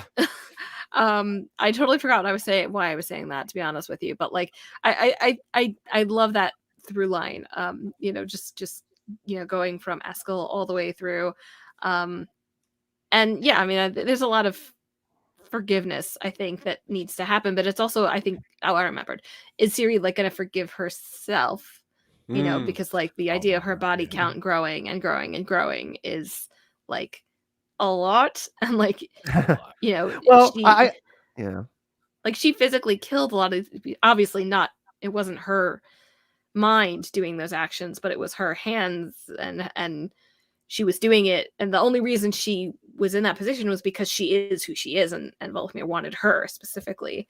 So I don't know, I feel like there's a lot of guilt and that kind of thing. She's too conscientious to not at least think about that, right? I think the Witchers will absolve her, especially Geralt. Like, Geralt certainly will, and Vesemir most certainly will too. So that will help, but she'll still probably. I can see her still struggling with it a bit. We got to think about the theme of family, the title of the episode too. What do all these characters really want in life? Ciri lost her family in Cintra. I mean, I got to be honest. I mean, she's in a pretty tough situation. The Witchers welcomed her as family, not at first, and took them some time to kind of, get along with her, and that's fine. That's normal in any type of relationship. You got to get to know someone to trust them and admire them. But then you got to think too. It's like, oh, okay, like all of these people are destined. This is the first time we actually have all three of them together at the end there. And I think that moving forward, they will think a lot differently about things. Like, yes, all these things happened before, but now when they move forward, it's going to be different. Like, they can move forward knowing that they have to look after each other, essentially, because they are there to help each other survive in this incredibly dangerous world. Because what's happening is not going to stop just after the Deathless Mother. And I think they all realize that. I like the line. Another good example of multiple meanings in one line here is when Geralt is trying to confront Ciri / Deathless Mother, and it's like, what is she to you? Why can't, he's like, I'll offer myself instead. And it's neat to have both Geralt and Yennefer offer themselves, but she's like, I'm tempted by you, because you're so good at like killing and all this, but no, you don't. This is who I need to be with right here. She's the right match for me. She's where my real power is coming from. And she says she is the future. It's like, she is the future, you say. Like, the ability to like look through the past and jump through time and things like that. It's kind of a funny joke to make about that. That's one thing she is. She's also it's like, something more. Tie it in. Who put The Witcher Infinity War? Because that's pretty funny. That's later. That's a later reference. I will bring it back when it's relevant, I promise. Sorry, I read that. I'm like, oh my God. Yeah, so as we talked about the tree, the Celicite being in the tree, which was kind of surprising, more than surprising, and to Vesemir as well, who was like, what the fuck? Like, what is? Yeah, I think we were all. It's like one of those moments where the audience and the characters somehow have a similar reaction for similar reasons. Like, how the hell is that in there? I guess maybe that's sort of what was happening in the opening scene with the visuals there, because you said the spheres and the tree, and so I bet that's going to be explained more. I'm just going to say that I don't understand it, and I think we're just going to have to be okay with not understanding it for now, because they have done a pretty good job of explaining things. So maybe I'll give them the benefit of the doubt for now on explaining that and having an explanation that isn't just like totally weird. I'll give them some benefit of the doubt, but we'll put that on the shelf for now. I think too. There's going to be some time for these things to connect to other things too and develop too. We got a lot of seasons to go, right? Yeah, you're right. Yeah, and they have done a pretty good job. Like, one thing they have done a good job with is setup. We keep talking. We've mentioned that several times. Is they've set up future plots really well. So this is probably something that they've thought about. It's probably not just a complete thought here, and that's the end of it. So yeah, we'll see what they do with it. So, where do you want to go next in this? I like one thing in this scene too is the way it's interspersed. Like, the way we've been handling our analysis, we're kind of talking one location at a time, which is a nice way to do it.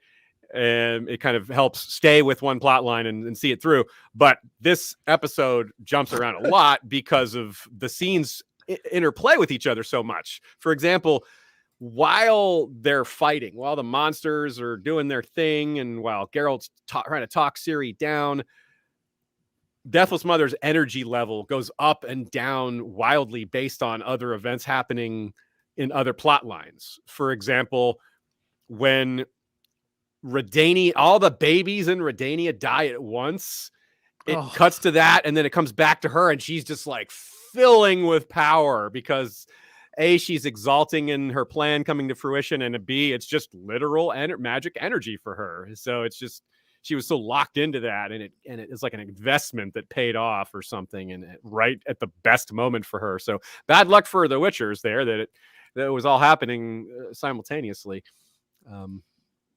Yeah, I mean, it speaks to her having a plan also, just not just like things came together in a way that it was at least partly intentional. I think like she didn't zap herself into reality, or she didn't get strong enough to zap herself into reality only to be like deprived of her source of strength.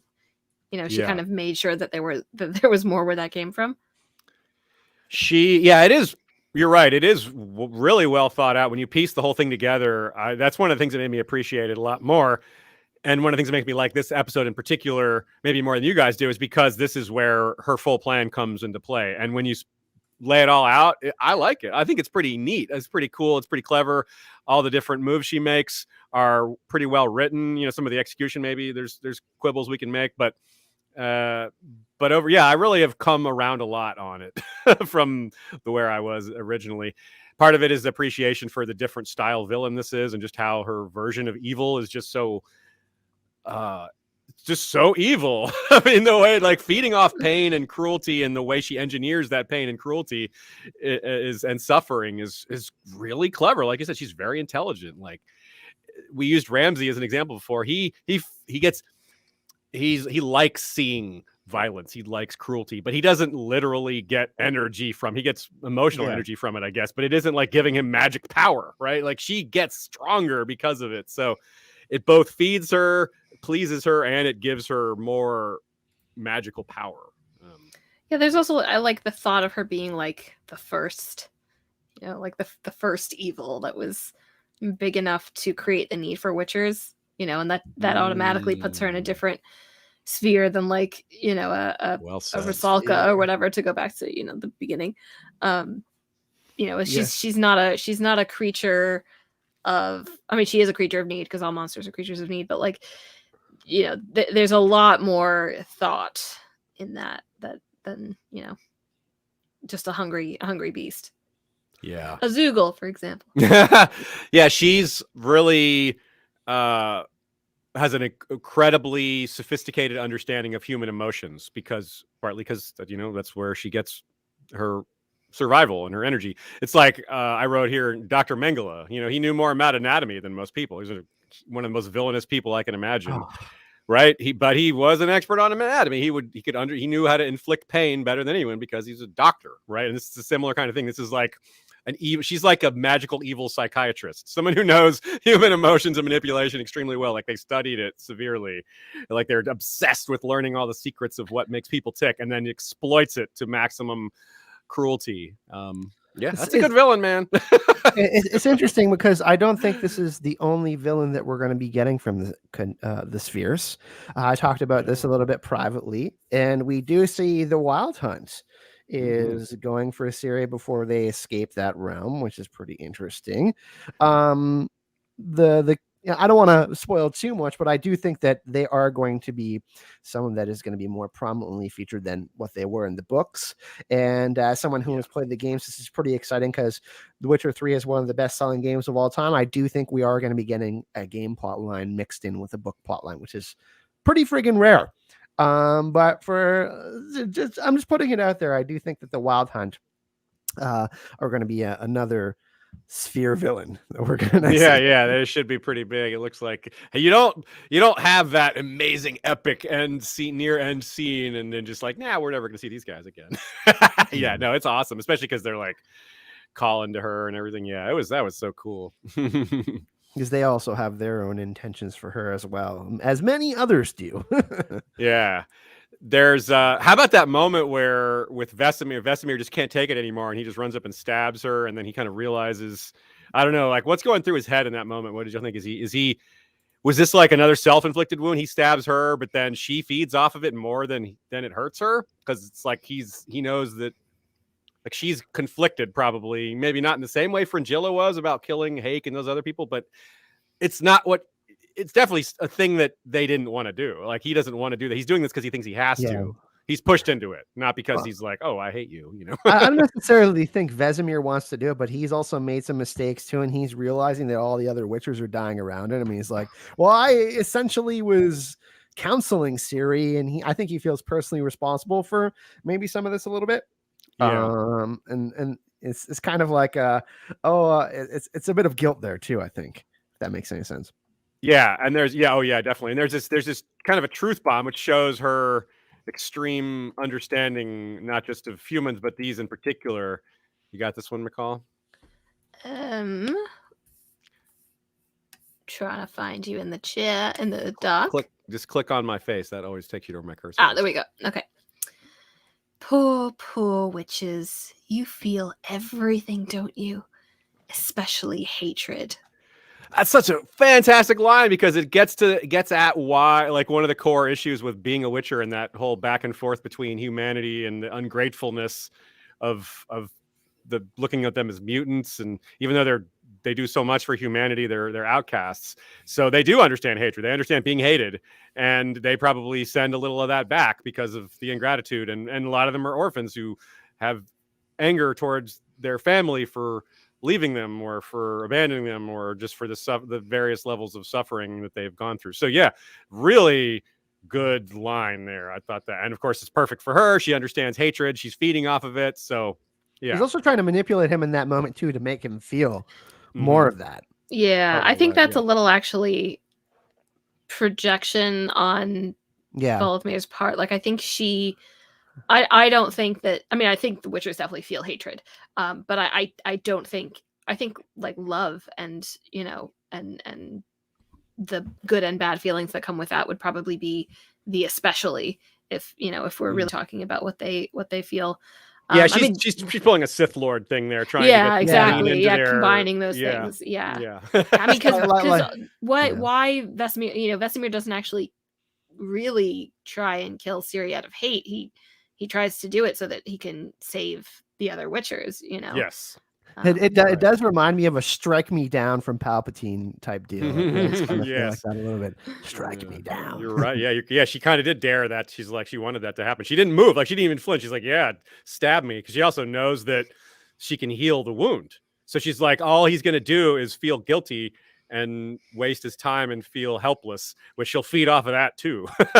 Yeah. Although in terms of Vesemir being kind of only a B+ maybe level Witcher, why do you go for a gut wound? Like, maybe he's part of why he's hesitating. I don't know. I mean, hedging. Maybe he's hedging that'll drive her out, and they can still save her. I don't know. Be, I don't know. I'm not sure. I think risking beheading Ciri is also not good. You know what I mean? It's like I don't know. Yeah, because then you get blood all over his nice clothes, and I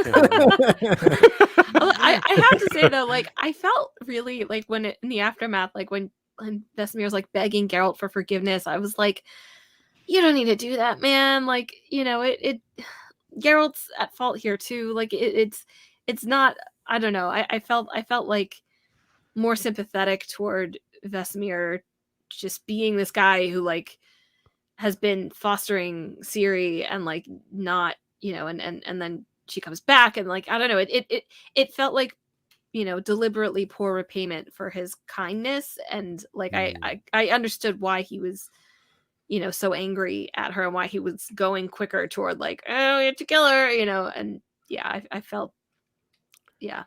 Like, obviously Geralt's not going to go for that. Obviously he's immune to that. Like, he would be immune to that even if, even if all the prophecies about Ciri were true. Like, he would never do that. So like, yeah, I don't know.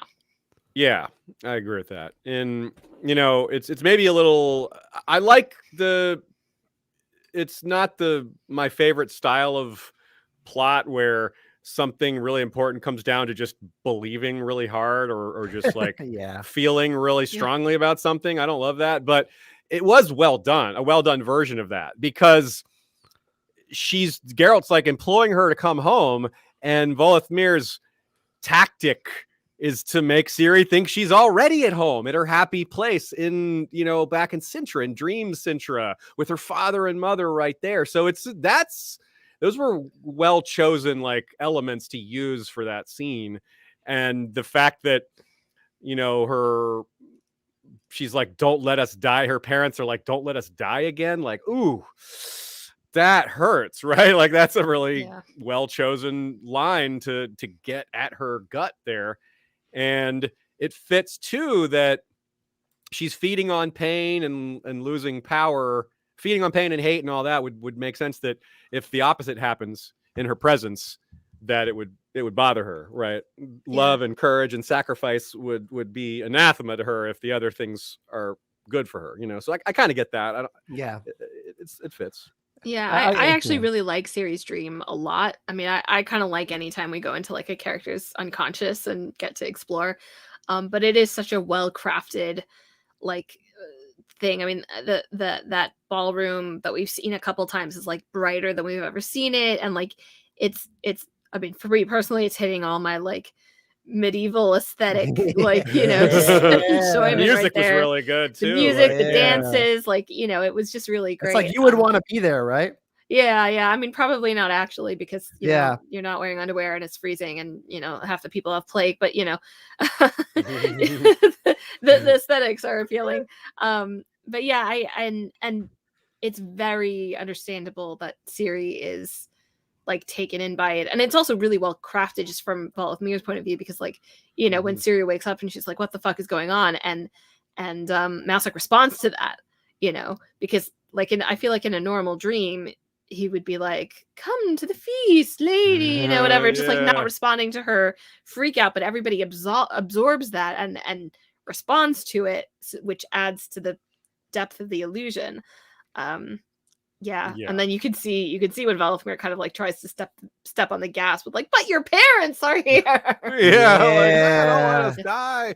Don't make me do that. That was what I meant, by the way, by The Witcher Infinity War with the falling away dust. Dust, of course. Crumbling a Pavetta. That was a really interesting scene too. I don't know if a lot of people noticed that, but we talked about this. Emir not dissolving, and he doesn't. The one person out of all the people who's actually still alive. You're right. Yeah. I was so proud of myself. I was like, he's not going to disappear. And Voleth. Oh, you even predicted it. Nice. Yeah. And that's something that's really important too, because Voleth Meir knows that Emir is her competitor for Ciri. She knows that because of course she's seen all this. Obviously, she knows who that is, and she's been in Emir. She's been in Fringilla's head, so yeah, she knows all this stuff. We've seen, and we know that because not just because of other circumstantial evidence, but because we've seen how incredibly deep her ability to penetrate your memories are, as this scene reveals very clearly. Like you said, the details are like spot on, other than stuff that softens it up and makes it even nicer, which is designed to lure her to staying. Right, it all fits really well with what's going on there. And one little not unimportant but like detail that I couldn't help but notice is that Iced is there, but you never see his face because his head is turned to the back. Like, I guess that actor just wasn't available. Like, you never see the front of him, but he's like turned to talking to Mousesack, just the back of his head, which is not the only back of the head character we get in this episode.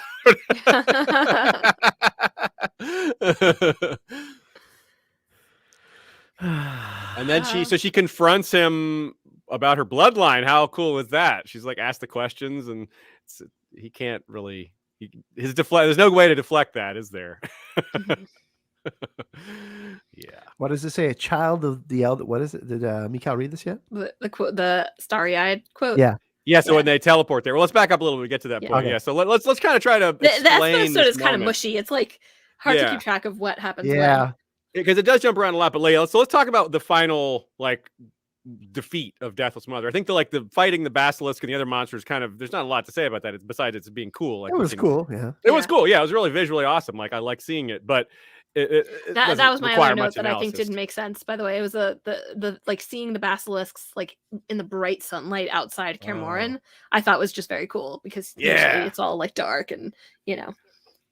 Okay. So first of all, there's Yennefer's downstairs in the lobby or in the laboratory trying to make some sort of potion, which she eventually just tosses on the ground because she decides it's not going to work. She decides it's not the right way to do it. She understands that the energy, the people's emotions in the room have a power to dampen Deathless Mother's energy because she feeds off pain. So the opposite harms her. One helps her, one harms her. So that's somewhat consistent.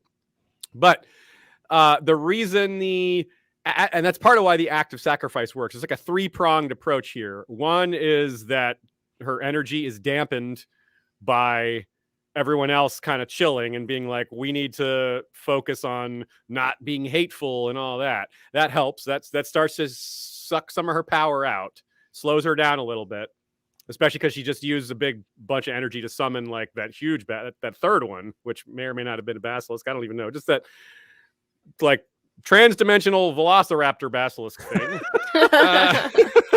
And so she used a lot of energy for that. And so she starts to be a little weaker because she just did that. And then they start like acting all lovey. And then Yennefer is like, I'm going to sacrifice myself, which is an extreme act of good, or certainly not evil, like the opposite. And so that dampens her power even more. Then she casts a spell. She's like, I'm casting a spell. She says some magic words. And that basically, it's like dangling a string in front of a cat. She has to. She kind of has to go for it. She can't help. It's like an offer she can't refuse. The spell and the compulsion and her weakness put her inside Yennefer, move her inside Yennefer, and then Ciri's herself, allowing Ciri to teleport them to the home sphere there, the home sphere of the Wild Hunt, which is exactly what Deathless Mother wanted all along. She's like, oh, well, you were just about to beat me, but actually you brought me home. So thanks for that. And we see her very epically reforming into her body on top of the horse, which was just so cool, right? Like, I was like, wow. And they're like, oh my God, we're just standing here as they charge at us. What do we do? And of course, Ciri is able to concentrate again and take them out. But before that, we get this awesome line from Eridan, leader of the Wild Hunt, which is so cool. Yes. Child of the elder blood, starry-eyed daughter of chaos, join our hunt. Your place is among us. You are ours. Oh, and by the way, they cast a really good actor for Eridan, so I'm just going to put it out there and say I think he's one of our end game bosses in the Witcher. Yeah, he looks like one, doesn't he? And they really went in on the costumes to make them very individualized for not just this one scene here. They actually did a lot of pre-production. Like they released, I think I shared it with you, Aziz, on some of the bestiary stuff and stuff on Instagram. I'm not sure if I shared the Wild Hunt stuff with you, but I'm just saying, guys, you guys know I like to get hype about this kind of stuff. And if they're putting a lot of effort into that kind of thing, I know they put a lot of effort in all the costumes, but this specifically, because in the games there's 7 or 8 Wild Hunt members that are more prominent than the others. So I think it's an exciting thing for him to say that, because we're getting a look at another antagonist possibly we can see in the future of the show. I wonder if they'll make some of the other, give individual stories, or at least more details about. So we know Eridan, sort of, and now we know Deathless Mother. Those are 2 of them. So there's more than 2. There is a leak obviously that we are going to be getting some of that in Blood Origin. We're going to be getting some origin stories of the Wild Hunt in Blood Origin. So that'll be cool. Yeah, it's got me excited for sure. Now that it's like a little more set in, and I've got several watches and more. We've thought about it, talked about it. Definitely gets me more excited, and that's a good sign when you talk about it, talk it through, and it just you like it more afterwards. Well, that's what we're here for. We have another donation from Danelle heading back to the start of the stream. Love you guys. Thank you so much Thanks, for buddy. joining us. We appreciate that. All right. I will say, I think, I don't know if it's meant to be kind of a parallel, but I don't remember if it's this episode or 7, but Yennefer is telling Geralt how special Ciri is, and he says she's mine, and kind of parallels to the "you are ours" idea. A lot of forces, both political and supernatural, who are arraying to kind of make Ciri theirs, and it also echoes the final words of the season. Ciri kind of feels like the One Ring of Power, my precious. Yeah, everyone wants. You're right. It's like you're right, Michal. The end of this, the ending series of scene switchings is just a bunch of people saying, all right, let's go get Ciri. Everyone says it in different ways. Okay, I'm after Ciri. We're after Ciri. You're after Ciri. I'm after Ciri. I guess we should be after Ciri. Very few people who are willing to defend her. Even it's so sad. It's even Tissaia is like everyone, like Ciri is got a price on her head, and everyone protecting her has a price on her head. Like, oh wow, you're really falling down our esteem list here, aren't you, to say? And then she just waves it off. Like Maeve's like, that's brutal, even for me. And to say is like, welcome to the Brotherhood. That's how we operate. Like, geez. I wonder if she's doing that because she doesn't want Vilgefortz to get his hands on her. I wonder. Maybe that's a little too nice on my part toward to say. I will see. He's got you fooled too.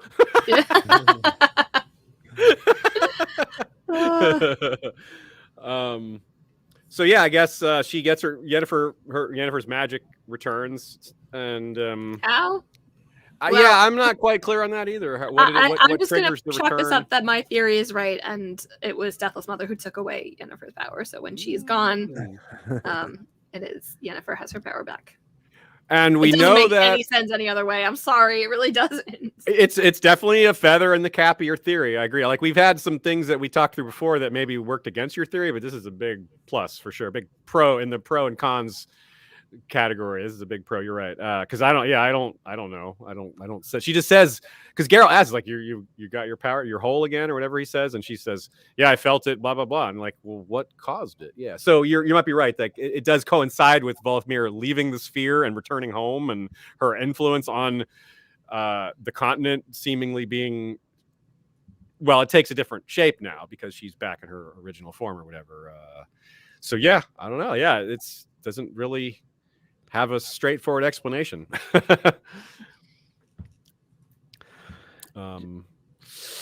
But she does, it shows like, I guess it's kind of another mini parallel there. She must clearly heals herself because she was bleeding all over the place. That's the first thing she did. Then she goes and heals Cohen. So it's like, yeah, well, kind of confirms all that. Get powers back. Yeah, we have Geralt and Yennefer scene. We sort of discussed this at the beginning of the episode when they discuss, something more is needed and she is something more, but that is it's true that Yennefer is, as even though despite what she did, there's nobody else that can teach Ciri that they can trust. Not about this stuff, not about magic, like certain other things, but not about magic.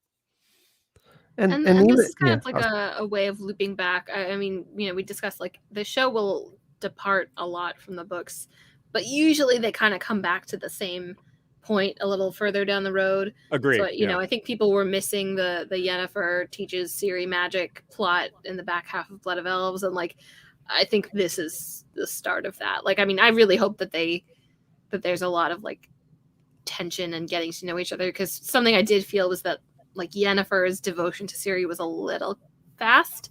Yeah. Especially for someone like Yennefer, who is kind of like attachment is not her thing, and like she's just kind of like, oh, I know how special she is. It's like I don't really, other than her being very powerful, I'm not really sure why. So I'm because she's important to Geralt, I thought, but maybe I kind of, I mean, that's just my opinion. I don't know. Yeah, but she says she didn't understand that until she realized how special Ciri was.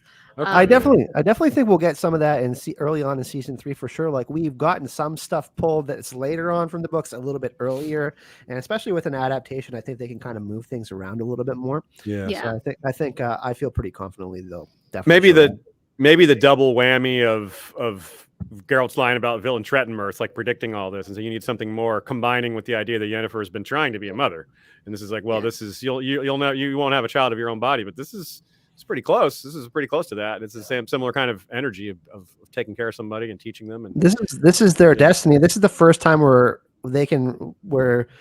Geralt has been like, okay, like she really is my destiny. You know what I mean? Like he's really starting to kind of believe that more and more. And her and Yennefer is also part of Geralt's destiny, and they are linked to each other too. All three of them are each other's destiny, so that's only going to be reinforced as we go throughout the seasons and intensified. Right on. Yeah, I really want like 2 solid episodes of like train magic school in Kaer Morhen. I know we've spent a lot of time in Kaer Morhen this season, but we got with Jaskier there too, just like fucking around. Yeah, we got the training. We got the Witcher training. We get to see the magic training. We sort of had that in Yennefer's plot line already, but this is much higher level. This isn't just like, hey, move a rock and watch the flower die. This is a little bit higher level. closer to the lightning in a bottle stuff. but even beyond that. Can we have Papa Vesemir there too? That would be cool. Just have I a hope so. a bunch I hope of people watching people do magic. Fuck it. Oh, I do not think that Vesemir and Yennefer are going to get along at all. I do not anticipate that being a positive relationship for either of them. It'll be funny to watch though. Yeah. they could possibly have some good zingers back and forth. Yeah. Oh, one thing I did wanted to say, you reminded me, Aziz, is Yennefer becoming the vessel for Voleth Meir is sort of a nod to her wanting to be a mother, like being a that's why she paints the vessel on her abdomen in the Last Wish episode, and like she wants to be a vessel for something, and like so. Yeah, it would be appropriate if like she, housed Voleth Meir and then she is able to become Ciri's really her mother. That's neat. Yeah, because she was trying to like take the djinn kind of inside her, sort of. Mm-hmm. That's good. I didn't think of that. That is a really interesting parallel. Nice. Djinn are extremely powerful. Yeah, she's trying to harness that djinn's power, kind of like how Voleth Meir is trying to harness Ciri's power. So it is sort of a similar conceptual structural magic idea that we've seen before, apparently. Nice. Shall we talk about the other political stories and the way they progress all the super happy stuff that happens? Yeah. This is the cynical, power playing, dark brutality, revenge. It's hardcore. You're right. So Cintra first, I guess. And it only gets worse. Yeah. So we have Dara telling Francesca and Filavandrel about Ciri and Dijkstra and Redania, and basically they're like, "Oh, it's all them." And you're like, "Oh boy." And Francesca puts it on. She's being like, "Yo, yeah, I hate elves." She pins it all on racism, which is, it's not all on racism. There's a lot of it is on racism, but she's got a narrow view of it. It's as much about power and greed, and just not caring about other people, disregarding anything about them, race and what they want out of life and their right to live. None of it matters to them. It's all just stuff to get through to get what they want. Yeah, and she's still sitting by the cradle, which is really sad. It's so sad. Yeah, it's well done. They do tragedy pretty well in the show. It's like, haven't the elves been through enough tragedy? Now they got to go through this. Like, holy shit, man. Yeah, it's like you got to feel for her. And again, like clever as it is, Kaer's. I mean, obviously, it turns out to be the wrong plan, but it's clever as hell. Kaer says, just say that you did this on purpose. It takes her a minute not to understand, but to accept it emotionally, because it means that she's got to say, yes, I intentionally betrayed Francesca. Like, yeah, I did this. I'm going to declare that I killed your baby and pinned it on Redania. She's like, I don't know if I want to accept that responsibility, even though I see the strategic value. That is tough. That is really tough. And the way she says, but I would never do that is so, I feel like there's really two parts of Fringilla, and there's the heart and the head, and they're very much in conflict, and her heart is leading when it comes to Francesca, and then she decides to lead with her head, and well, she really considered Francesca a friend, which is this is they both did. I 100% believe that was fully genuine, and that's part of the tragedy. That they can't have nice things when you work for someone like Meir. Well, yeah, I mean, and everything. It's kind of like it's not just a Meir; it's also the force of anti-elven racism. That is like too big to overcome. And the cynicism of power politics just annihilates these kind of types of relationships and compassion. And this it's like you can't have these sort of sympathies and soft spots for people. This is what we were talking about before. Everyone has these weaknesses. Everyone has these personal biases because of people they love in their life. And this is one of the things that makes politics and power games so evil innately, is that to be really good at them, you must, to remove those weaknesses, you annihilate the parts that make you most human. You annihilate your weaknesses. Your weaknesses are the people you love, your relationships, the things you care about. If you want to prevent your enemies from using those against you, you get rid of them yourself. it's what Frangilla is being forced to do. She's have to accept that no, you can't have friendships. You can't have. There's no one you can't. That's what tell yourself you'll never betray. If the circumstances mean you have to betray them, then you have to betray them. That's that simple. You can't have those you can't have that sort of. You can't have that sensitivity, that soft spot. It's just it's a real statement on how these things work in the real world too. Imagine giving up any moral compass just to give in to complete imperial power. And that's what Emir stands for, is this imperialist power that's continuing to push on the continent and just take over everything. She's caught between that, her own life, and Voleth Meir. Like it's she needs a drink, man. Yeah, like you don't have to agree with all her choices, but what a tough spot she's in. You don't have to like her, but respect the difficult decisions that she's got here at least. Oh man, I feel for Francesca, but I feel for Frangilla.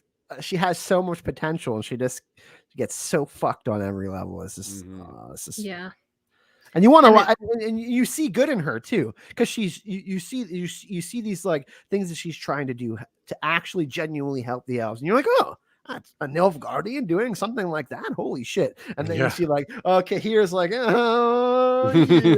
probably backtracking, and then you see Emir completely reverse that. That was such a even though we all knew who that was, obviously, because we've read the books, but I appreciate that they gave us a double surprise. Yeah, his reveal and that he's the one that did it, and it just all makes so much sense. And I was like, oh, nice. Yeah, I also just to go back, the line of tragedy here is really profound, because it's Frangilla takes credit for something she never ever ever would have done. And she does it for the purposes of keeping the power that she was able to have from Voleth Meir. And that was all kind of based on her, she keeps talking about being imprisoned and in that horrible situation. She never ever wants to be in that again. And what ends up ending her up in that position is taking credit for the thing she never would have done. Yes. And it's that shows how cruel Emir is. We haven't seen his cruelty yet. This is just the tip of the iceberg. This guy is not a good person. And this is the guy they have faith in, right? This is the guy they think is gonna make treat everybody really well and save the world. You are really, your head is up your butt here, guys. Yeah. I want to use the word tyrant, because that's what he is. They're giving complete faith to a tyrant. It's an abusive relationship. It's he's their he's the father that beats them and then blames them for, you made me do it, and they're totally Stockholm syndrome, yes, it's our fault, yes. And even if he were to make an error, he would probably start to crack down on the people around him, like you see some of these other fascistic leaders. In the books he blames his military commanders for losing the Battle of Sod. He's it's all their fault, I execute nearly all of them. Not a good guy. Just as we're going forward, just spoiler for season 3, but I'm not gonna say more than that, but I thought we kind of talked a little bit about it. I don't believe Michal joined it for us, Aziz, but we kind of talked a little bit of some spoilers, that one kind of preview before the season, how we were excited that this could be a possibility. And there's a lot of Emir later in the books, but that for them to reveal it now in season 2, it makes a lot of sense. I feel like. What do you guys think about that decision for them to do it at the end of season 2? And here's the thing: if another COVID thing happens and we don't get another season of The Witcher for 2 years, I don't think that's going to happen. But you know what I mean? I guess them making that decision makes sense from that point of view, but also a storyline point of view. People would have just revealed it, book reader. It would have come out. Book readers would have just it would have filtered into the fandom, and people would have learned ahead of time. And I think they were trying to avoid that. I think so. Yeah. I mean, I actually was surprised it happened quite this early. I thought it would happen earlier, obviously, because it is really it's the last 5 minutes to midnight reveal in the book. But I mean, I'm actually really glad, because I think it adds a lot of energy into the hunt for Ciri, because nobody else is doing it for personal reasons. Everybody else is doing it either for magical or political or both. And this, I mean, obviously we know, if you've read the books, some of why Emir is doing this is not not those reasons either. But Yeah. like, He's at got the least on most surface, reasons. yeah, he ends the season like, whatever it takes to get back my daughter, Yeah. which is just Politics, a very different magic, energy. and family, like all the reasons. I wonder if they're gonna adapt his full intention. I wonder that, because that is maybe the darkest thing that happens in a very dark series of books. And kind of, yeah. I'm not sure if we're gonna get that. I think they might go more with like the magical power element of it. But if they do want to remain faithful to the books without spoiling anything, they got to be really intense. Hisrich has time to decide on that one.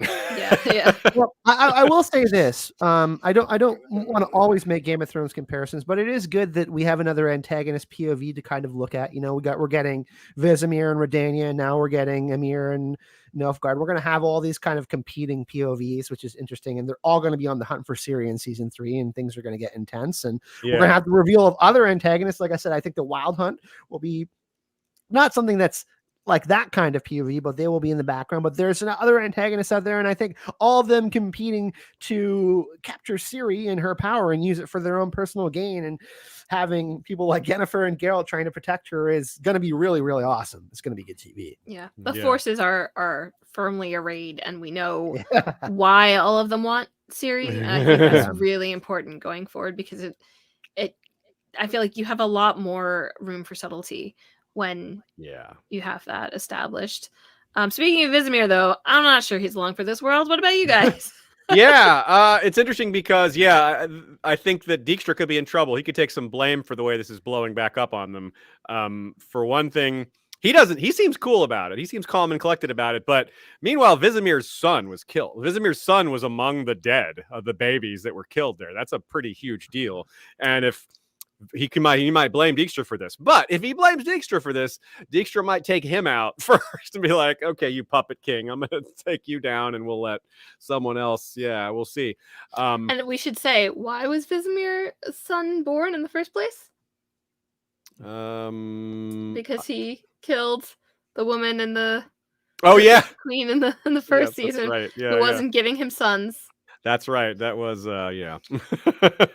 great guy. Remember, that is Yennefer buried that baby on the beach. Yeah, she's already predisposed to hate that guy. Yeah, so so that could blow back on Dijkstra a bit, because Redania is being blamed. Like, the elves have come and killed a bunch of Redanian babies. Like, that's not good. And other nations are now, as we saw in one of those final scenes, when they have their little conclave there, and they're like, Redania is getting too powerful. They're making their play. We better gang up on them. So that's obviously not good for Redania either. And that line. What is that line from Francesca? What has been need not always be. And even like Gage, her brother, is arguing against this. He doesn't agree with this. He's not down with the baby killing. But even Dara is like bought in, which just shows how far this has gone. And her line, her like justification is so dark. She's like, we should have killed all the humans from the start. And she calls it justice. Like, oh my God. Yeah, that's genocide, lady. That is literally genocide. Yeah, she is basically saying we should have genocided you all from the start, which is, you don't get much anger. But then it doesn't fully reverse. But when they capture Istrid, which is the closing moment for this scene, they figure out, it's like, oh, she's one of them. He goes, oh, she's Hen Kaer, elder blood, right? And that softens Francesca a bit, because that's a power that maybe they can use. Maybe she understands that power can be used to solve some of the problems the same way that Deathless Mother fixed her child that it could actually be born. Maybe that she understands that power could be used the same way here, without the bargain with the devil part attached to it. We also get another pretty interesting scene in Redania with another reveal. All throughout that scene, there's an owl hooting. Yes, and the owl flies off, and we finally get that one of many personality / character reveals. The owl finally becomes Philippa Eilhart, and they have this conversation where she tells him what happened, and he's like, shaving his head. He's like, get the bard, you know. Like, oh yeah, that's right, he's got hooks in Jaskier. Jaskier's connected to is really close to Ciri and Geralt and Yennefer, so that's their angle, and that's good. I really love Philippa's presence throughout the whole season, even though she was in owl form. You know, I wasn't 100% sure if we were going to be getting her this season. I thought that would be something maybe we would get in early season 3, but it is cool that we get that reveal. And I mean, she's a fan favorite character and has a powerful impact, and she's got a lot. She's a force to be reckoned with. I was just gonna. Okay, well, Michal, you put that perfectly. I don't need to say any more about her. But yeah, she's an interesting character for sure. Yeah, so Geralt tells Vesemir that given people know Ciri's alive, they're going to come for her. And it immediately cuts to Sasea announcing to the council that Ciri is alive. And Foltest is there going, the lion cub of Cintra. And Meve is like, she sure was less trouble when she was dead. And so, yeah, so just like, it's just out now. Everyone knows now. Yeah. And they are not happy with Vesemir either, because they're like, "What do you mean he wanted Cintra too?"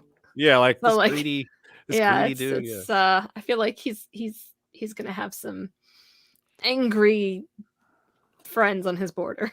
Yeah, and then we have another like wrong, someone saying something, and then we cut to a moment that confirms them or tells them how wrong they are. So here we are, Sasea telling everyone that Ciri's out there, and they're all like, "We got to get her."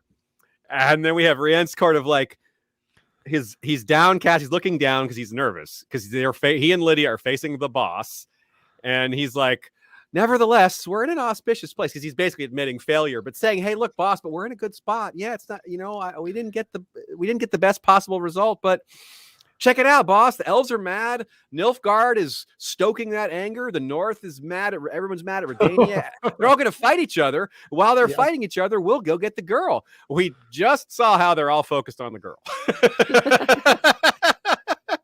Really start to get a sense of how shit's gonna hit the fan. yeah. It's like everyone, we're going for Ciri, Rience. They're all looking the other way. It's like, no, they're not. They're looking, and they've got multiple eyes, and they're quite focused on her as well as other things. Yeah, it was really good. I like that's one of the things that I liked a lot about this episode, is the way all that comes together at the end. It's like you get like 30 seconds with C, 30 seconds here, and it all ties together really well. And it keeps going for a while without like getting too chaotic. I think we also get ordered really well, I think. Yeah. We also get Queen Meve with her first words. That was cool. Yeah, we were looking forward to her. We didn't get a lot of her, but I think this means that it maybe means we will next season. I don't know. I hope so. Oh, for sure. She's another force to be reckoned with. Yeah, when she says that's brutal even for me, like killing a child. Like, oh boy, yeah, okay. Well, we've just done some character work there. That's explained a bit, isn't it? We also get a meeting with Rience, Lydia, and their boss. The boss, yeah. I guess he doesn't say anything. So, and as Stregobor says, one things we can be sure of is known as they seem. So, obviously book readers know who this boss is, but I wouldn't be so sure. I wouldn't be quick to assume it's so clear to show watchers, because there's several like mages it could be. It's clearly a mage, but other than that, it's maybe not obvious. But I think if you guess at it, you could probably figure it out.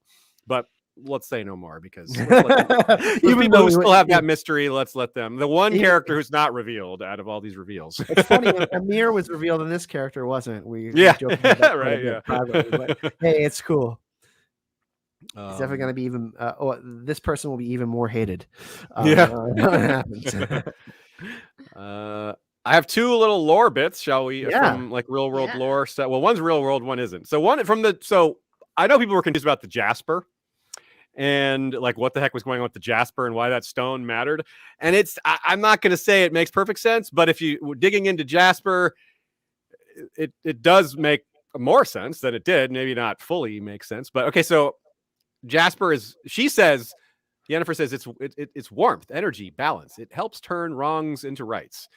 what I found on the site firemountaingems.com is that Jasper, in all its forms, is considered a powerful healing stone. Jasper is regarded as a gemstone that gives a sense of well-being, intensifying that feeling. Also a stone of gentleness and relaxation. Fancy Jasper's rich colors blend and complement each other so well for a complete sense of wholeness. Another benefit of Fancy Jasper is its ability to focus the wearer on the here and now. In metaphysical beliefs, Fancy Jasper helps people worry less about the future or deal with past guilt. Those are really well linked to the themes here. Like, she's two people at once with someone possessing her, so it's this sense of wholeness, this future back and forth stuff. So the sense of the Jasper allowing you to focus on the here and now is what it says. Hate, pain, and fear counteracted by gentleness, relaxation, healing. So yeah, it's pretty cool. Pretty good. Again, I'm not saying it makes that all make sense, but it helps. It helps. I still think someone should have just walloped Ciri in the face with it. And then... Yeah, just throw it out like, just break her concentration. Yeah, yeah. Like, I don't know, that'll work. Yeah, turning wrongs into rights. So but the point. So I guess the idea is this: Geralt knows the symbolism behind that stone. So Jaskier coming like, hey, look, Jasper, it makes him think about those concepts, which leads to him realizing that what she's feeding off of, this negative energy, that cluing him into the idea that the opposite will make her weaker. But I don't know why she couldn't just say that.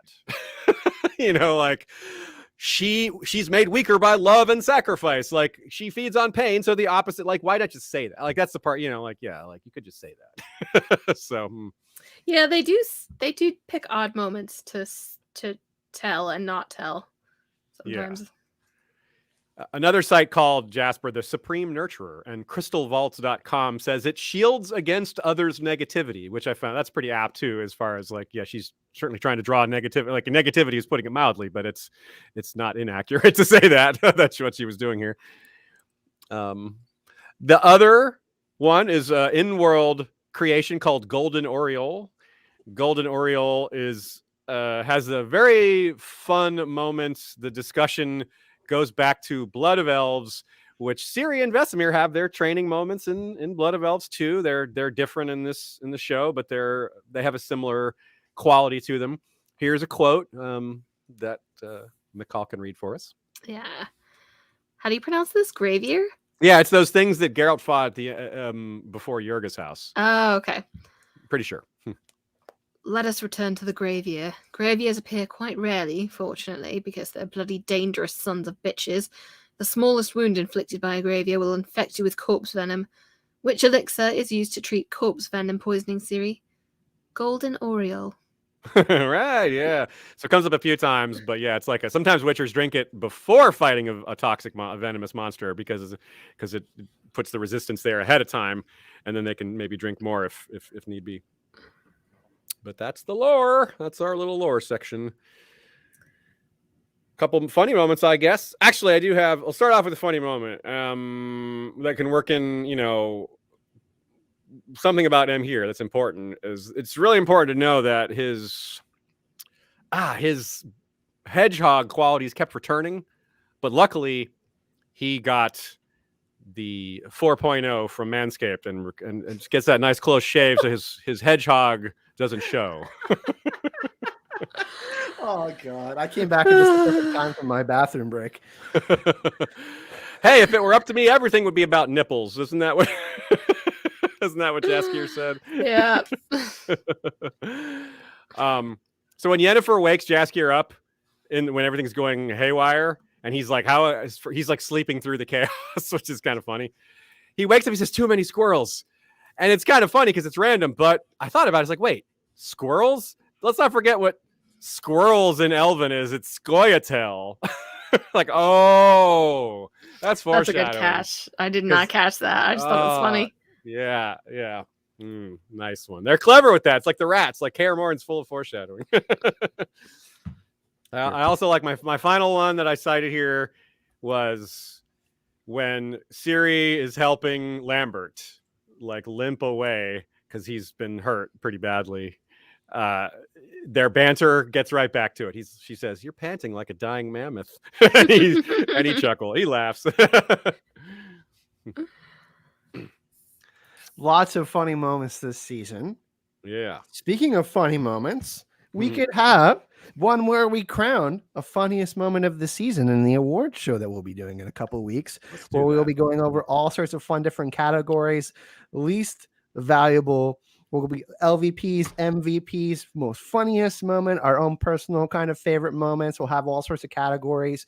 And you guys can even help us come up with some categories if you come join us on podcastsurprise.com. I got a few written out already, but I think it would be really fun to kind of brainstorm and kind of have it like this, like, a community thing, kind of like a community awards show for all of us, not just us, but you guys can vote too, and we'll find a fun way to kind of do it. And I think that will be, obviously we're done our coverage of season 8 of The Witcher now, but it will be a fun way to kind of go over our favorite moments of the season. Season 8, goodness, time has passed. I mean, whoa! Well, this is a story. It's time travel in this story. Ciri just jumped us ahead. Dang it!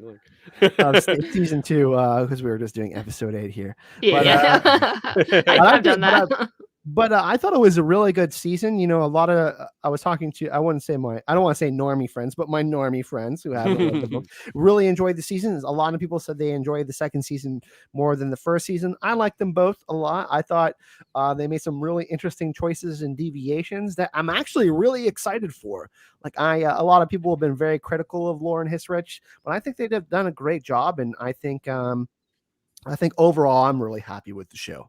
So like it got back to like this whole the way it ended. Deathless Mother is just one of the Wild Hunt now. So it like Michal said earlier, they have this way of doing their own thing, but getting back to the book plots, in the end, which it really does seem like things are the way things have been left. Like the way season 2 did things, very much veered off away from the books, but the way things are left, we're very similar to where things are going into Time of Contempt, or an area of Time of Contempt, or at least where a lot of those plots were left, relatively speaking, in a similar spot. So yeah, that is something you can say as book readers. You can at least take that to heart, and maybe they'll just veer off again, but at least it's in a spot that you can see where it would get back to book stuff, which would be preferable. I think we are going to get some more Blood of Elves stuff for sure, because like I said, they aren't doing like this like linear thing. They are picking things and moving things based on how they're shooting or what particular scenes they're putting in each episode and stuff like that. So I think we will see more of that too. Some pulling from even further into season 3 and some stuff from earlier into season 3 too.